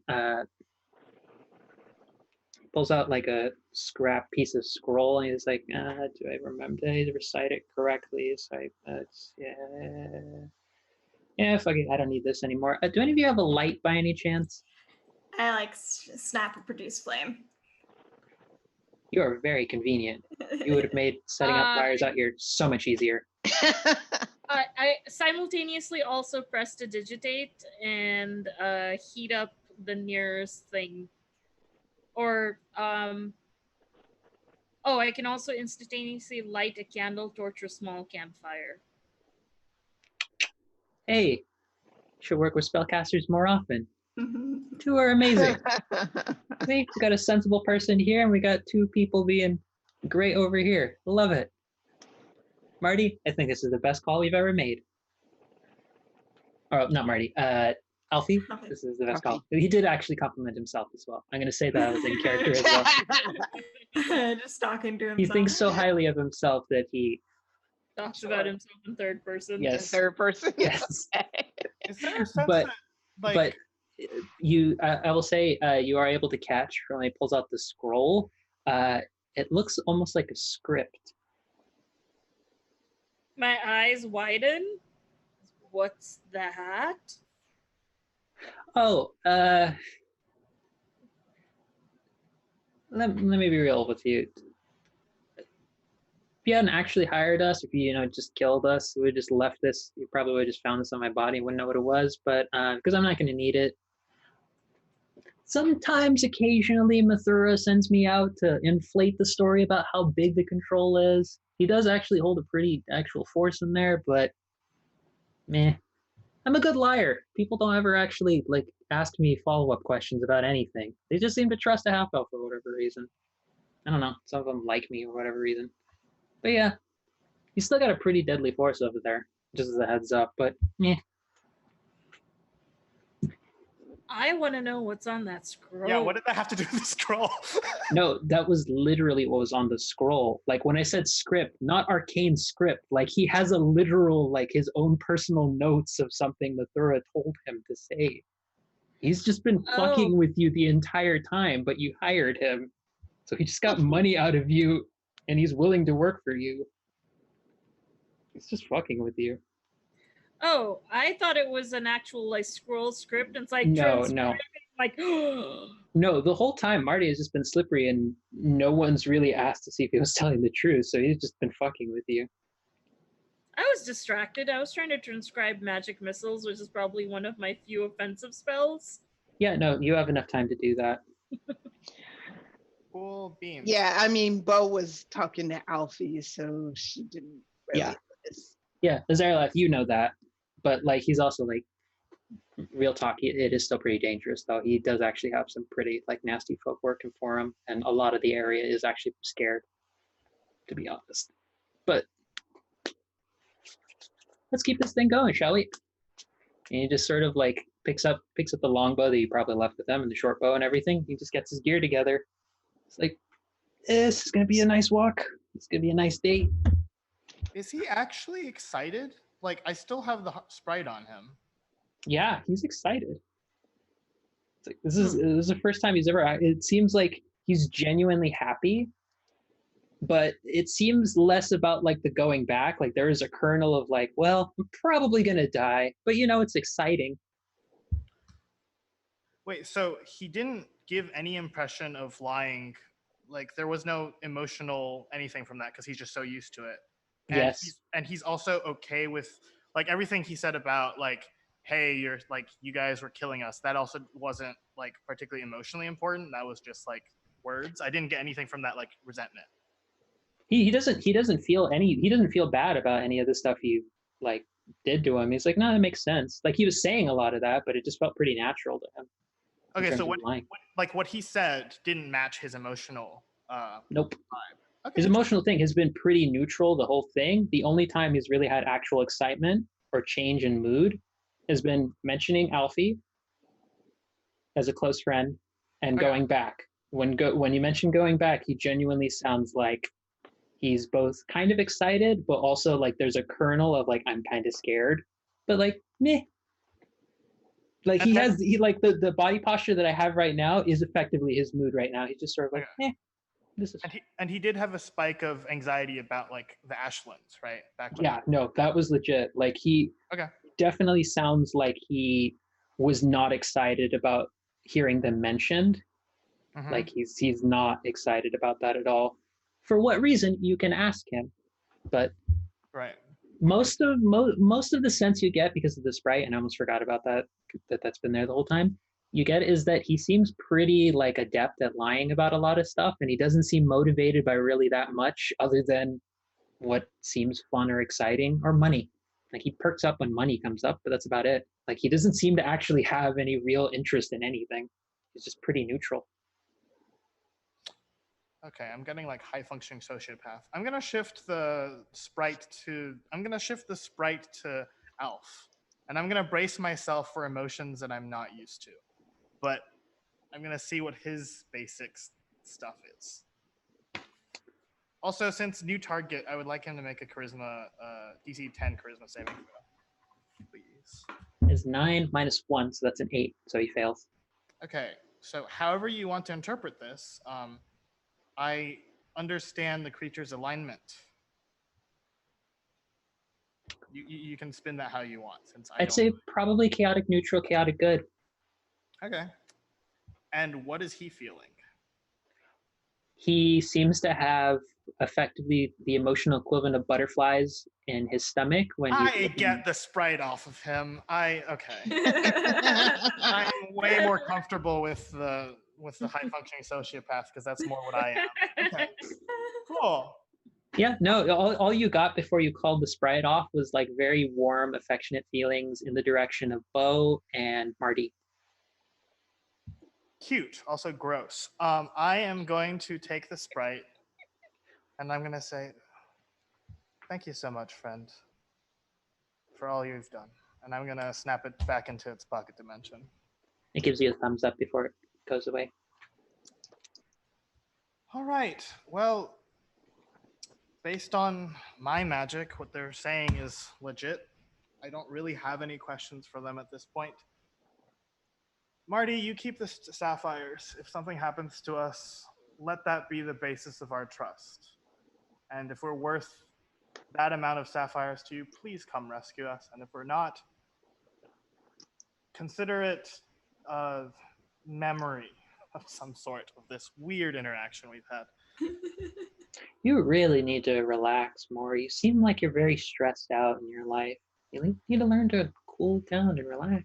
You don't know me, and you don't know why that is, so shut up and take the money. Or in this case, the rocks. Fair enough. He just starts leading the way ahead. All right. He's whistling just tunes that go back and forth between goblin, common, elven, and giant. Seems like rather whimsical human being for someone who's just trying to kill all of you. sociopath. I'm gonna walk with the Surlath because I feel safest with them. I don't say anything. I just walk Arsonist. there. Or, sorry, not arsonist. Pyromaniac. Oh God! So we have high functioning sociopath, nerd, pyromaniac nerd, peaceful, probably actually good person, and sensible person dealing with nerds. Surlath, This sounds like an adventuring party. yeah, Yeah. you've you've ever read about anybody who teaches, I don't know, like good sense or something? Like, is that something, a book that you come across? How basic are we talking? So, like, the sprite I have, the familiar, gives me an emotional profile of anything it lands on. Mm-hmm. It was my way of trying to make sure that they were not ridiculous, I guess. So, Martin feels like me, and that's not great. And Al feels, I don't know, full of like butter and love and stuff. And I'm concerned about all three of us. So I have no idea, is what I'm saying. Got a place for us to start? Yeah, that is not my area of expertise, I'm afraid. What is your area of expertise? Because I notice I'm coming to you for everything. I'm starting to realize that maybe being from a very limited and like sheltered childhood as I was, I just sort of assumed that maybe that was your specialty, everything. But I should ask. Well, I scribe a number of things, but in terms of actual studies, I tend to more towards history and religious aspects of things. Paya gets out a notebook like Anthony has right now and writes, Surlath knows history and religion and things. And keeps walking.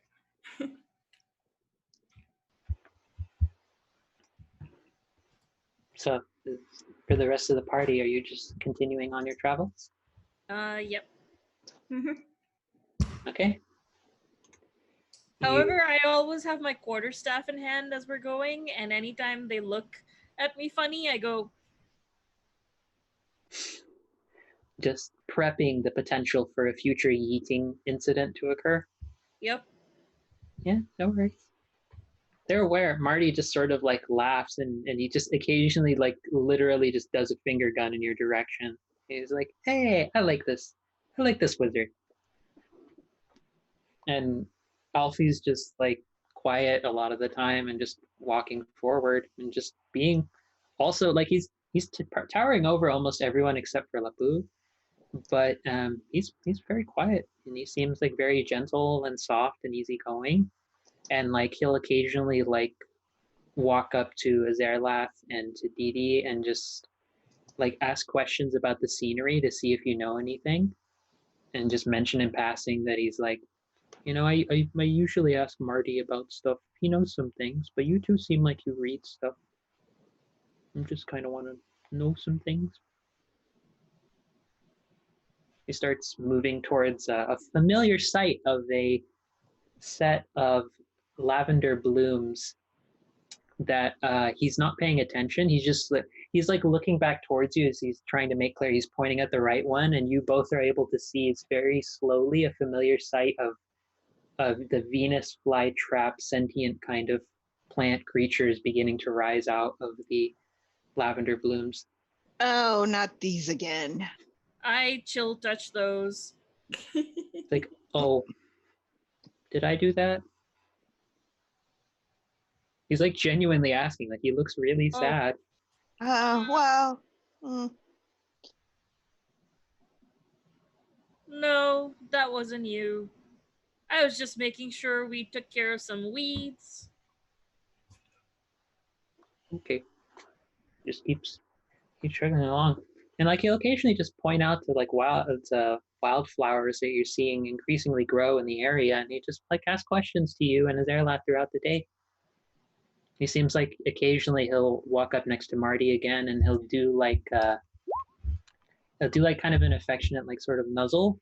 Like he'll kind of bend down because Marty is like a little bit taller than Bo, but like Alfie is basically taller than almost everyone but Lapu, and he just occasionally just bends down. He just does like little nuzzle to Marty, and Marty just kind of like shoos him away, but it also leans into it every now and then. And yeah, you just have two very gay traveling companions with you now on retainer. Okay. As you carry forward, much of the scenery stays the same. You, following this encounter and all of this, you are still able to see in the distance the sort of desert-like terrain from the west, but it fades away as you continue heading north, and you are able to make it to roughly the outskirts. It's still a couple of miles away, but you can see another similar kind of trading style outpost area, styled in a similar manner to Inverness, but much more of this terrain has deep reds and oranges, and the ground, as your feet are sort of moving across it, there's a stiffness to it that occasionally has sort of a sinking feeling. It's almost like top layer of the soil, and have you sort of just getting blown away occasionally as a wind goes by. But you're able to make camp and rest here for the evening. Is anyone taking watch? Bo will take a watch. Definitely. I do alarm as a ritual around our campsite, and I have Kawa take watch for the entire night. Okay. I would also like to transcribe another spell, but we can do that after everyone else has done their stuff. Okay. Sure.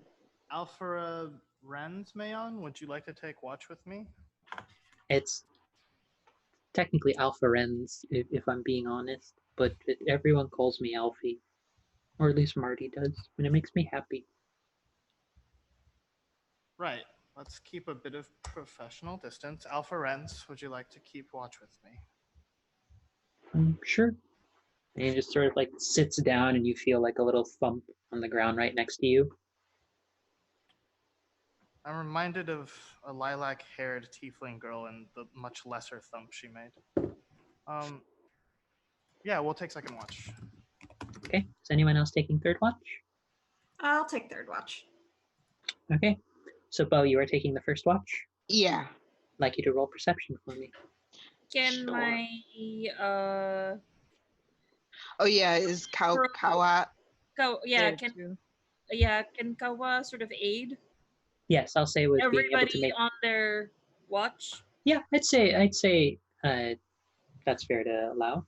So, Oh, how do everyone I? is rolling at advantage for their perception check. So, roll again one more time. Bo. Okay.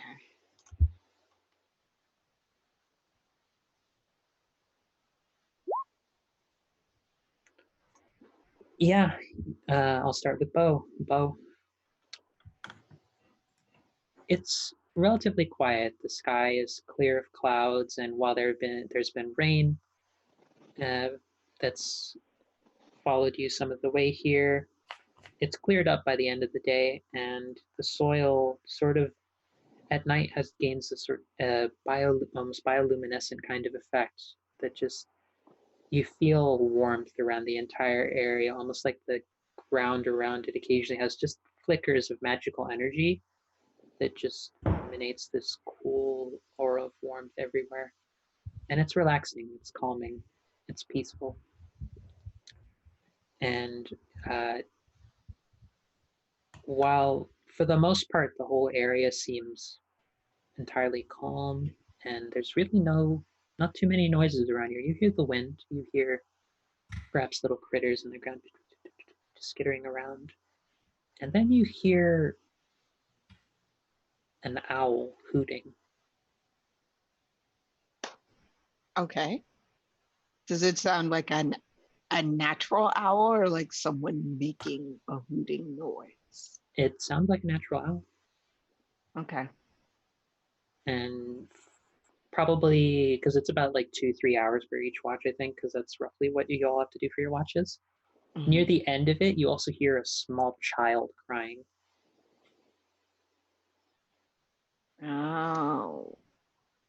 Okay. It's this again. So who's taking the watch after me? Big furry boy and scrawny hobgoblin boy. Okay, so when Bo sees Baya and Marty, Marty or Alpharan Alfie. Al- Okay, Alfie, tall furbolg boy. Marty, snarky, pretty self-absorbed half elf. okay. So when Bo sees Baya and Alfie, she's gonna mention, hey, kind of heard that owl hooting and the baby crying again. Not too long ago, actually. Still following us. I Yeah. really just want them not to interfere with us and us not to interfere with them, but I guess we've piqued their interest. Yeah. I mean, just letting you know so you can be on guard. And Bo like yawns and then goes to lay down. Like she's not like super worried Hmm. at this point.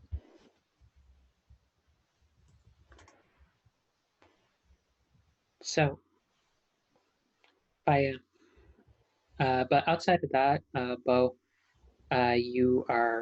your watch is uneventful. You hear those two different noises, and you're able to inform Baya. But Baya, as you settle down for the watch, I'd like you to make your perception check at advantage because of Kawa. And I imagine you're probably keeping an eye out for this creature. So, as a reminder to everyone, in case you have forgotten or were not present for this, there is what appears to be a local legend of a creature that was said to have been a spurned woman, a druid of some kind, who manifested a shape of a humanoid-like owl that was said to go after men in the area, and more often than not, men of a rather salacious and philandering nature, how shall we put it. Following us because of Marty?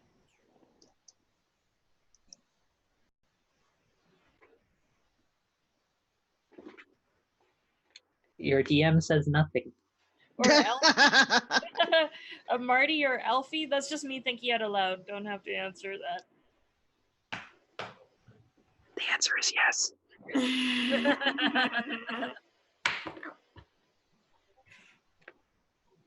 But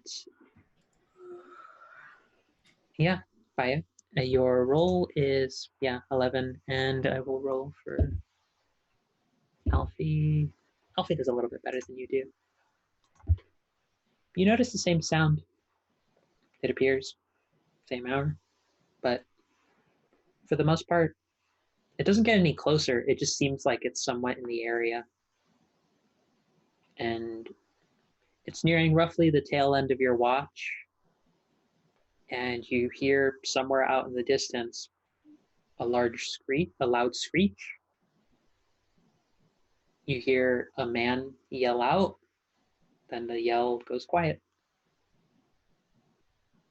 I look at Alpharans and I'm like, somebody fucked up. Do you know the story of the owl druid? Oh yeah, I grew up with it around here. Or well, Marty told me about some of it. Yeah, I heard the lady gets kind of mad. Depending on the night, sometimes she goes after people, and sometimes she just observes. It must have been a night she was going after somebody.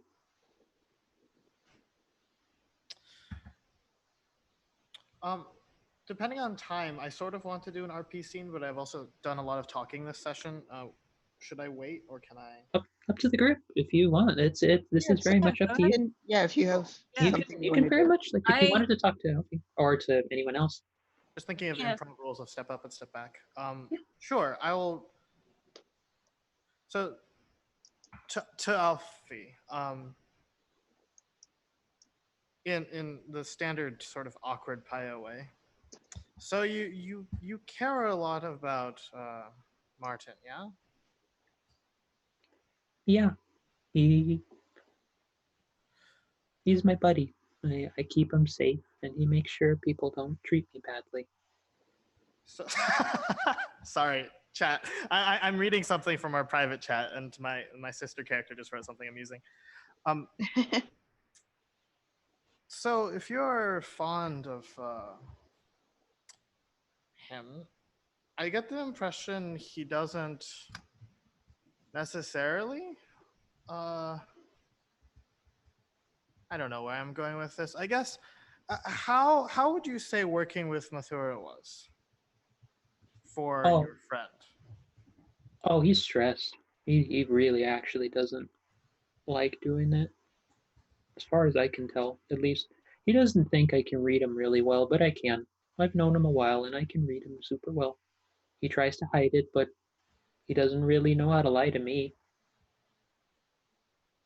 I shrink back a little bit because people who can read others well scare me. But I say, good to know.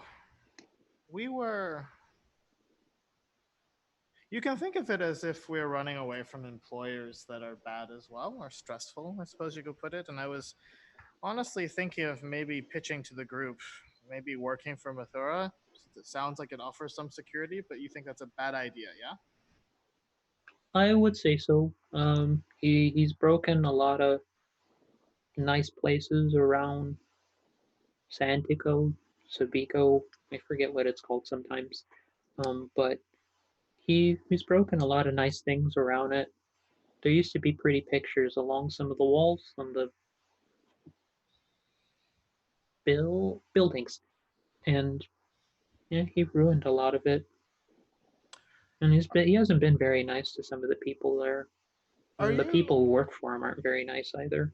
are you willing to have my sprite familiar just sort of perch on your shoulder for a bit?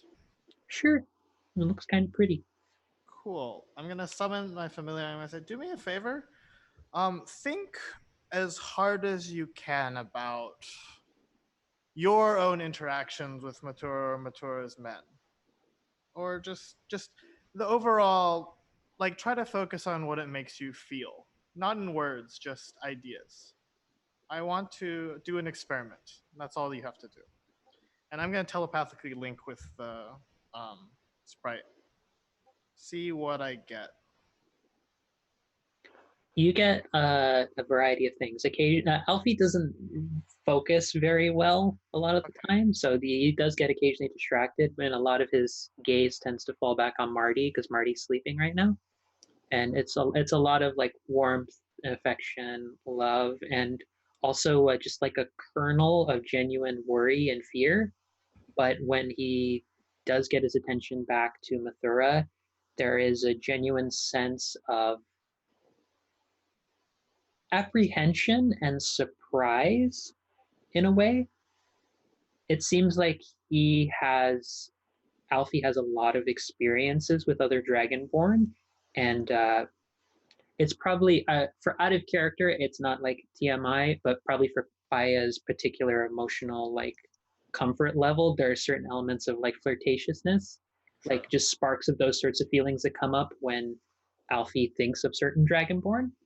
Like he just like the thought comes up, and the first thing is like those flirtatious elements when he thinks Dragonborn, and then he thinks specifically of Mathura, and there is a kernel of fear that's just ever present, in a sense that like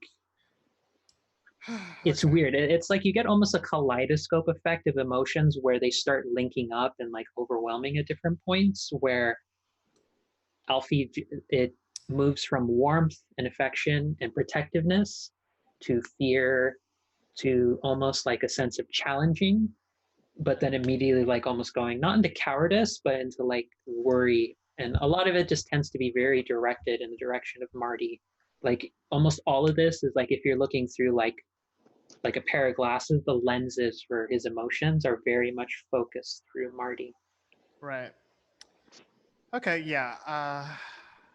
I do think there's going to be sort of this noticeable slump in Paya, especially since like no, like none of the parties watching. His sister's not watching, but he was really hoping this would be a break, like an easy answer, and it's not. he'll dismiss the sprite. He'll say thank you. And he's going to go off a little ways and just take out his water skin and wash his hands of the warmth. Just a need to get clean from that. And as he does, I think he's just going to say, "You put me through so much, monkey." And then It's he's not going as though to you didn't ask for it to begin with. Or at least many people have asked for it on your behalf. wake up the next person for watch. That's me. Hi, Sir Lath. I want to go to sleep and I'm feeling horrible and really dirty. Bye. Okay, bye. Yeah, Alfie, before you turn in, will like try and ask by it, do you need a hug? You look kind of sad. Not good with hugs. It's like me and my sister, and that's sort of it. Thanks for asking, though. Good night, Alpharent. He just sort of goes over to like just sit very like calmly and like comfortably right next to wherever Zarlath is taking watch. Just like, would you care for a hug? Not particularly, but Okay. Maybe Marty needs a hug. He just gets up and he walks over to Marty's tent. Aww. Out of character. Aww. Aww. Alfie's like giant berserker barbarian who in his everyday temperament is just really like sweetie. Yeah, with a 14, Azerlath, you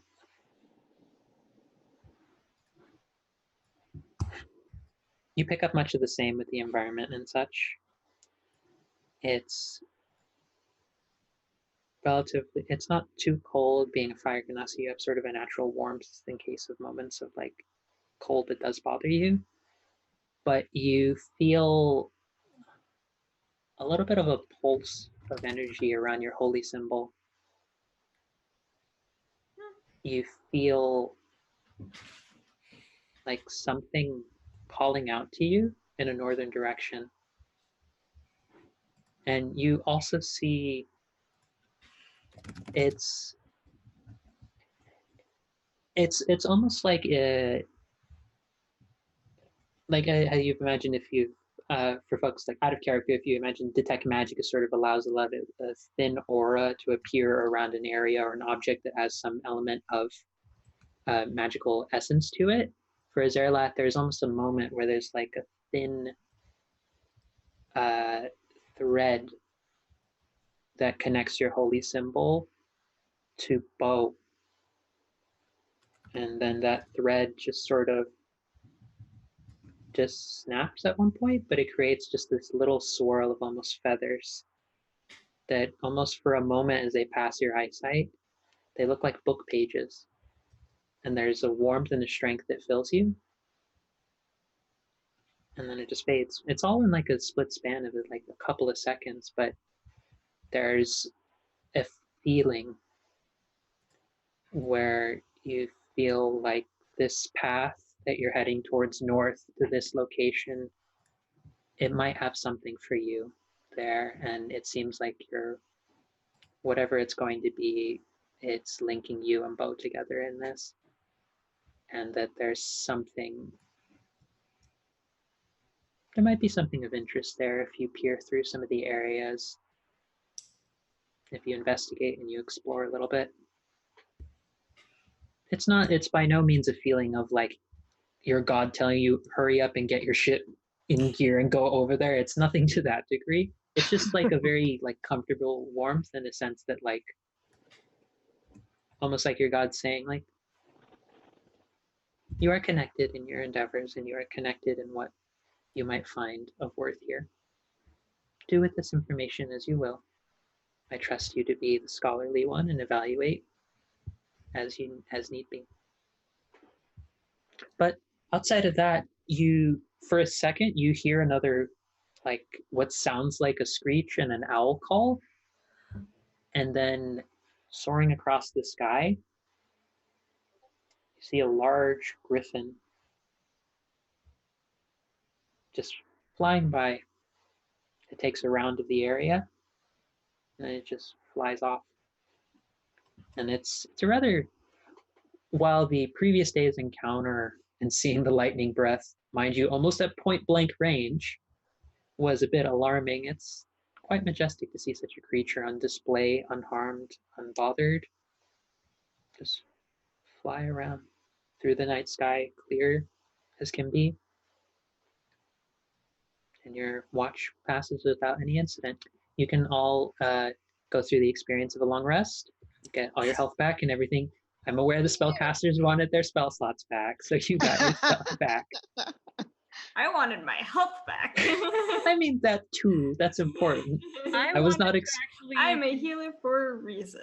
I actually transcribe some spells before we went to bed, so that I would have done that then. Yes, I will say you could do that, and I would like you, DD, to roll me a D10. And we're going to see. I'm still looking for like first or second level. I know. I've been keeping track of that. Just roll. 1d10. Okay. And I would ritual cast comprehend languages before I sat down and did that. Okay. This time it's incredibly terrible Elven. It's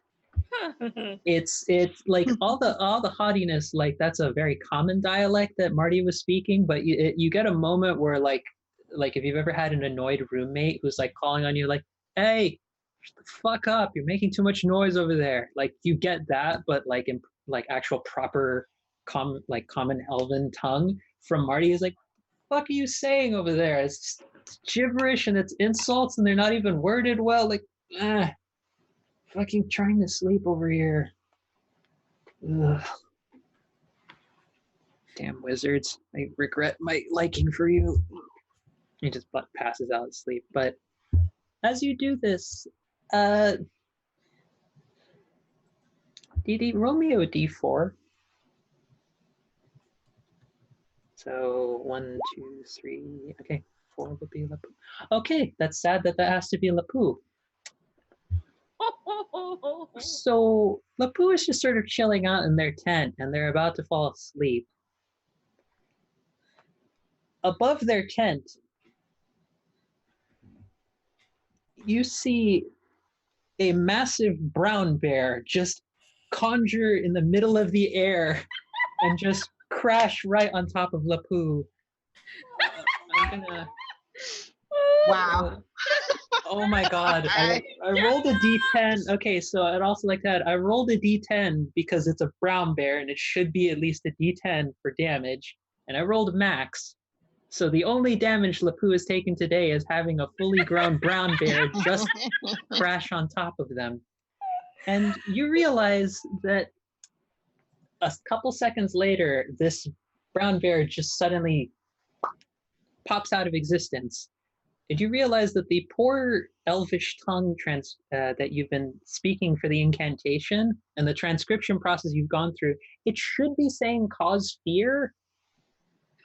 And unfortunately, you have gained the spell cause bear. Oh, actually, that's going to be a very useful spell. Is that a second level or? It's a first level. It's for one round. You get to some. It's going to be effectively wherever you put it. You just summon a brown bear to crash into someone. They make a dexterity saving throw, and it does up to a D10 of damage. If you had dropped that on me, I would have started to make death saving throws. I had 10 hit points. I would have had to do it myself because I also don't have much in the way of hit points. Oh, no. Here's the thing, Dee. The summoning doesn't occur on you. The reason I had you roll a D4 is to determine which of your party members got crushed by the bear. 4 was Lapu, 1 was Azerla, 2 was Baya, and 3 was Bo. So for the first time ever, Baya, everyone hears all of this before bed, mind you, making a note of that for the record. Everyone sees the damn bear. And, yeah. I'm gonna totally use that spell so often. It's a first level spell as a heads up. But Oh, I know. you have Cause Bear as a spell now. I transcribe it as faithfully as possible. So that happened. Sorry. Yeah, you just see Lapu with like a very like somewhat like messed up set of clothing, but like still the same like easygoing smile they've had through like all the sessions we've had with Lapu because Gemma is a sweetheart. Just be like, it's okay, guys. Don't worry. It's fine. I'm going to move a little bit further away from the camp if that's okay. And they're saying it with like this really bright, happy smile the entire time. We need more tents so that we can all sleep away from like setting up a central camp. We just need our own tents. Oh no, I would have done that before I did the alarm spell before going to bed so that the alarm would have been a safe place to sleep. No, yeah, you're like good. My order of operations is before we go to bed, transcribe if I can, then alarm, then sleep. Paya's future plan is to always sleep outside your alarm range in their own tent because the danger is much higher that you will accidentally crush Paya with beans or a bear. And Paya would rather risk getting mauled by an angry harpy for some dalliance he did not commit. I'm literally writing a note, buy everybody tents. I also appreciate that the takeaway from all of these incidents is just everyone slowly moves away from staying anywhere near Dee. Like, it like if I ever if I were to like do a surprise fireball on the group for whatever reason, like the whole party will be able to escape it except for Dee because Dee will be the only one where everyone started sleeping. All right. Gonna be like, all right, we plan a sneak attack. We think we're gonna get them. It's gonna be fine. Wait, where the fuck did they go? They were just here like 2 hours ago sleeping. Why are they over there? Why are they 30 feet away from this one tent? You'll never know. Because you fireballed the mage. So, continuing on from our spell-related shenanigans, the next morning arrives. You're able to pass through. If you would like, there is the town of Garuda that is present there, but it has the same sort of vibe that Inverness has. It's more of a trading post kind of town. It's an in-between space that you could find potential like small item things to pick up, like for example, tents, or if you need to replenish weaponry or anything of that sort, but there's nothing of particular interest, religious or like magic or otherwise. So if you wanted to, you could continue through the town, but... So, clarification. All the regions are town names, and you're not using like Oga, Yusui, Shino, all those as towns No, anymore? none of those. Okay. So that you know, for clarification with the map, because I still need to actually make the time to make a proper map for our group, and so that our viewers can see like roughly what the terrain is.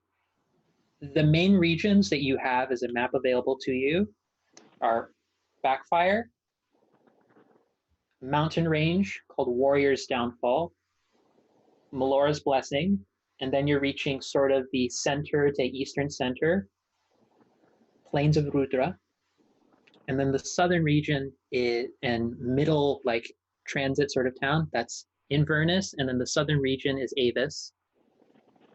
Rock's Arrival in the west, Ashland's western coastline. Northern area is transit sort of town of Garuda, and then the northern terrain of Chantico. So it's sort of it's roughly the name of the region because it's sort of a city / main region name for it. Like there are likely other smaller cities on the way to that, but because that's the main city that takes up a lot of that area, that's the name that's given to the region / your DM when they created this world, they wanted more region area names rather than just like, here is 15th small city in this subsection of this larger like part of the continent, but Chantico is more the larger terrain and also shared by the main like bulk city for the northern terrains. So for the future reference, should I say we are headed to Chantico, the city, or should I still say Chantico. Michelin? So Chantico. Michelin doesn't exist. Okay. Gotcha. Yeah, as a clarification, because for clarification for our viewers as well, this is very much a map that I created just sort of to have something to roughly put my floating stuff ideas about where the players are at now. But with that being said, if you are simply just passing through Garuda without anything else, you have another day's travel. Another spell. You have one I more mean, spell. did anybody want to stop in Garuda? Are there any people who look like they know about magic in Garuda? That would probably be investigation. Would probably be the best, or actually, it might be persuasion as well. I'd allow either of them for anyone in the party.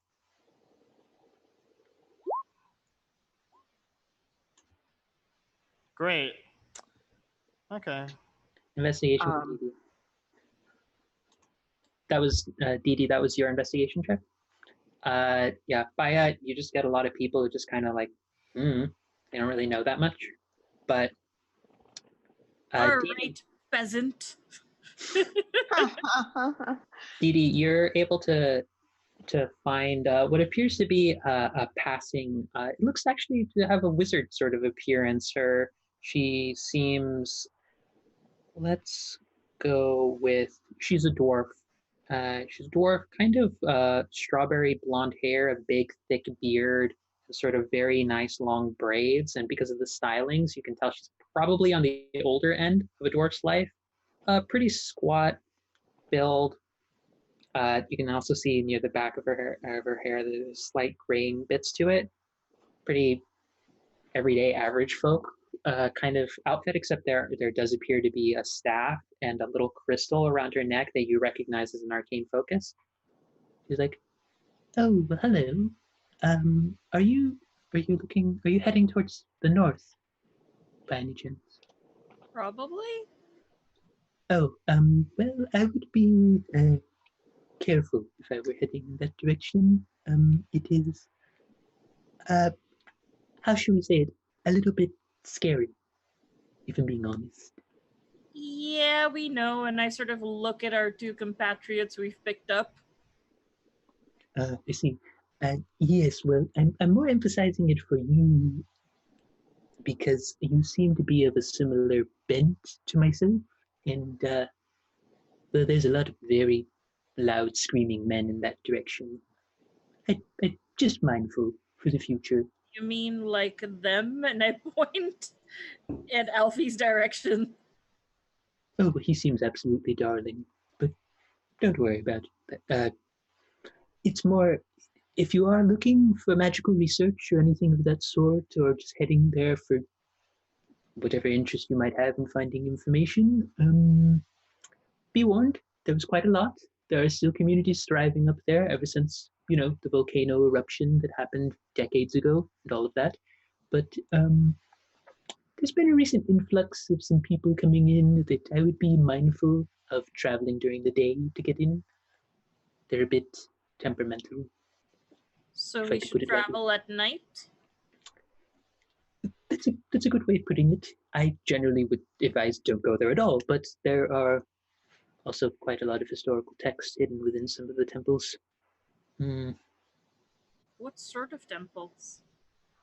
Well, they're not the most traditional kind. They're happen to require a bit of getting up to them, if that makes sense. A little bit more than just you go in, you check out a book, you get whatever you need, you find the information, you put it back. You generally have to go through a bit of either martial or physical demonstration of skill, if that makes sense. So are they currently occupied or have they been abandoned? I've only just come to the area myself. It's all I would have heard, to be honest.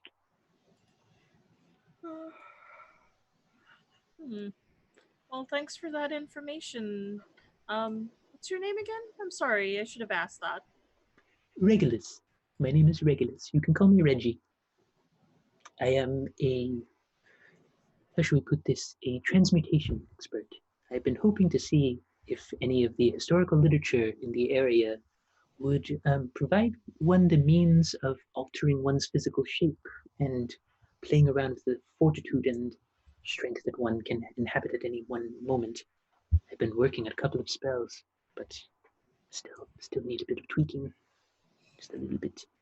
I know what you mean about tweaking with spells. I mean, sometimes when I am working on chill hand and I'm feeling a little chilly, I decide to make it, and I look at sort of the closest object that doesn't look like anyone will be too upset if it gets um damaged in any way, like a stone or something, and I use chill touch to instead do fire damage.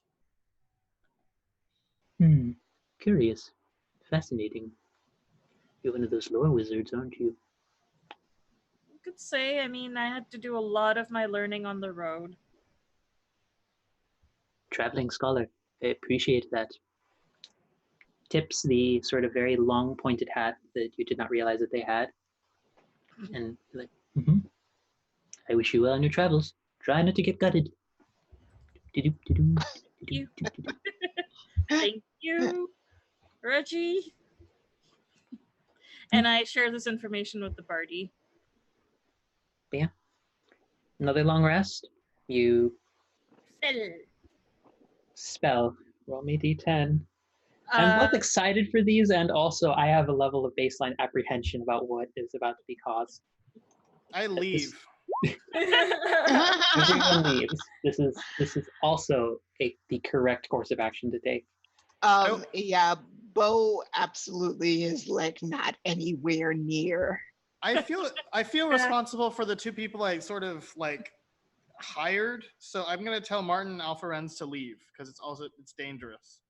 Like a 30 foot radius. Okay. Yeah. We go a 100-foot radius away.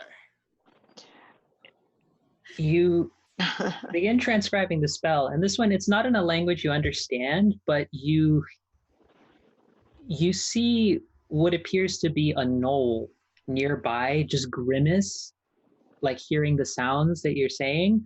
It's like, it's the worst abyssal I've ever heard. Just, there's no grammar. I actually know Abyssal. Yeah, it's terrible abyssal. Like, there's infernal translations trying to be used in it. There's like the capitalization, like imagine like sticking stuff from like German over into like Japanese and then moving over into Arabic. Like it's that level of like the insignias and everything are just bad. And you direct your fingers in a couple of directions and nothing seems to happen at first. And then you point your finger in the direction of the door of the room that you're staying at. And you hear a clicking noise as though the door has just been locked. However, you then suddenly see appearing on the handle a gold,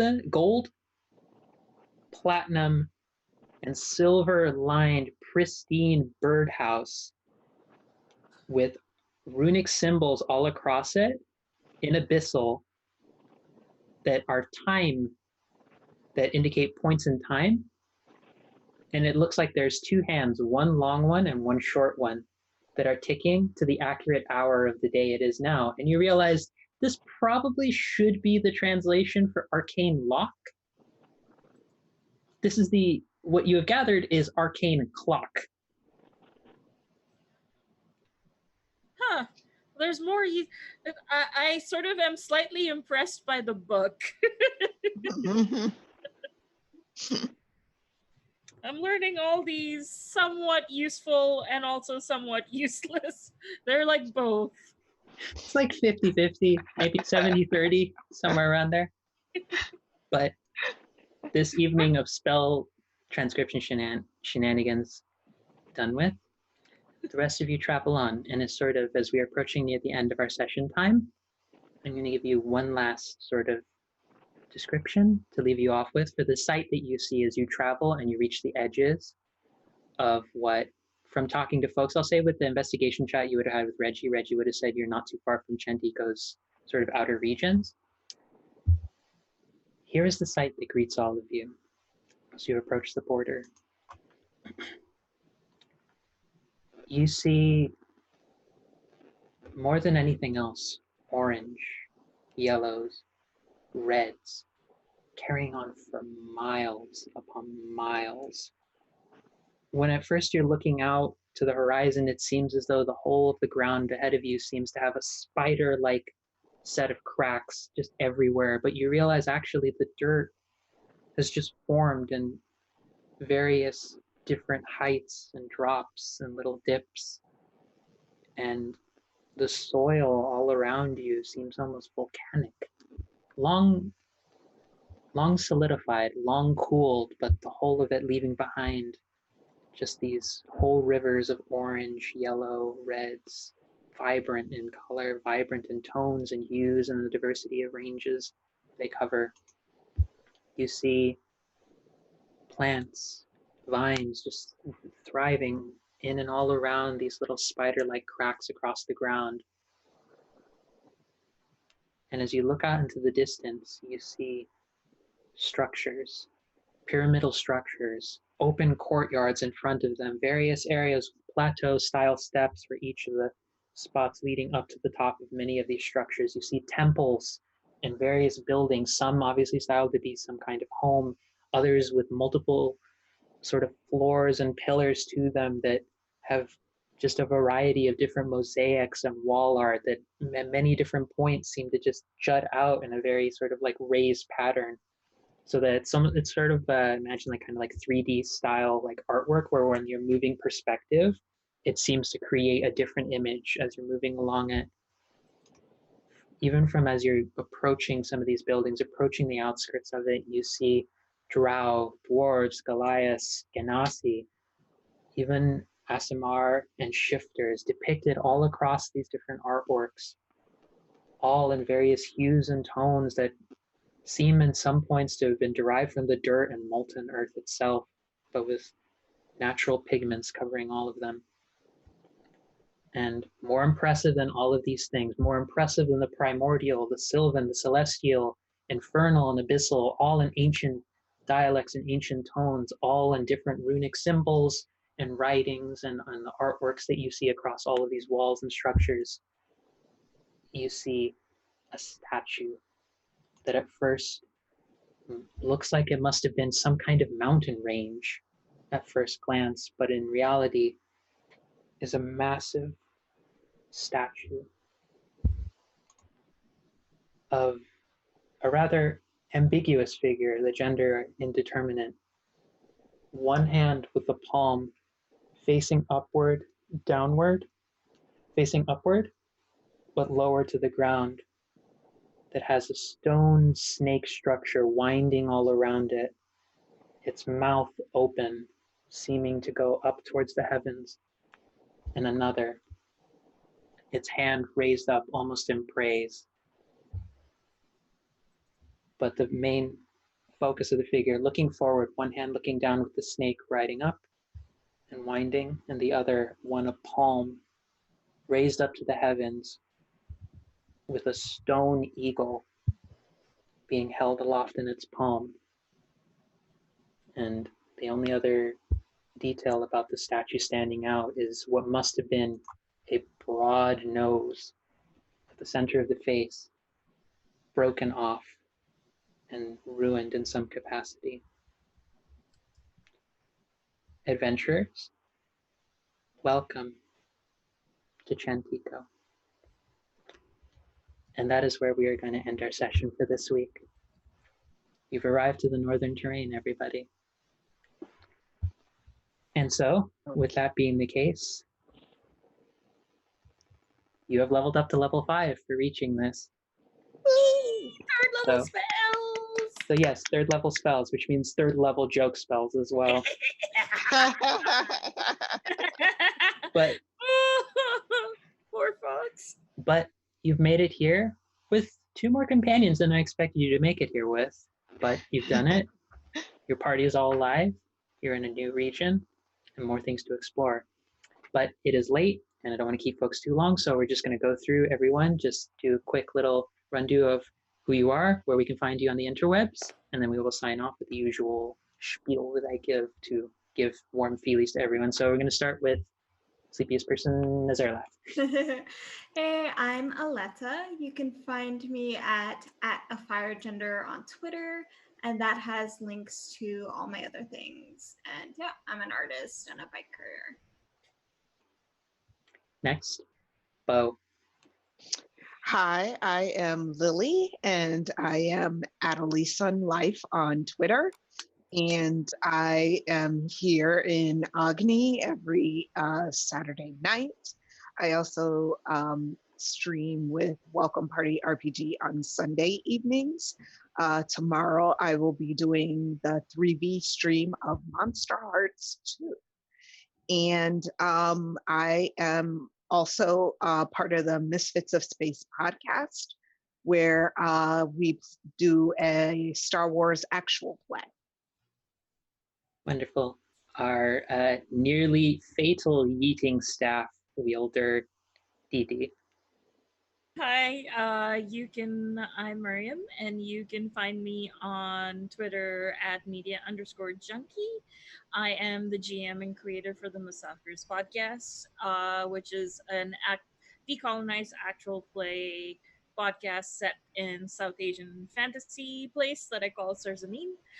In addition, I'm found here. I'm found on 3D. I will also be playing Monster Hearts tomorrow. And then right after that, midnight onwards, Emissaries of the Vitna, where I play Bupper Shear, a tiger folk bard that loves everyone. Literally everyone. And Maya. Hello, I'm Anthony. You can find me on Discord as Jojo7209, and you can find my blog at dungeonentology.com. Just wrote a new post on social mechanics and tabletop RPGs. Alrighty, and last but not least, I am Angela, otherwise known on Twitter as Phoenix24Fem and PhoenixFem25 on Instagram, and Philosophem on both Twitter and Patreon. I am a writer, a poet, and potentially we'll start offering on Patreon services to, if you have a campaign and you're thinking, hey, I'd like a theme song for the campaign, I'm going to start our offering soon, words are hard at this hour, services to actually provide musical pieces. If so, folks either here at WTTP or anywhere else are looking for someone to make a theme, likely acoustic, but I can work on recording other things. Girls here waiting for that kind of opportunity, but I'm here on Saturdays as a DM. I'm going to be on the Monster Hearts game tomorrow for 3V, Vibrant, Visible, Victorious, with other delightful queers who have been. We have feels coming, a lot of feels, probably of the ridiculous and just oh god feeling. Not oh god bad, just oh god. So yeah, tomorrow's going to be a day of feels, and I'm also one half of Queerly Yours podcast, and yeah, I think that's everything. So thank you to all the viewers who've been with us for this. Thank you for supporting us. We love you very much. And as a last send off, because we don't normally do the raid at this hour because everyone's asleep, and we will be soon too. May your weekend have bliss and happiness and growth, space for the healing that you need, space for the adventure and the ridiculousness that any life should have, with the good that comes with it. And in any moment of doubt, in any moment of judgment you feel towards yourself or from others, know that people will have your back. People will stand behind you, whether good or bad comes your way. And may the fire of Ignis burn bright in your heart and keep you warm and safe. Love you, everybody, and take care for the weekend. We love you very much. Take care.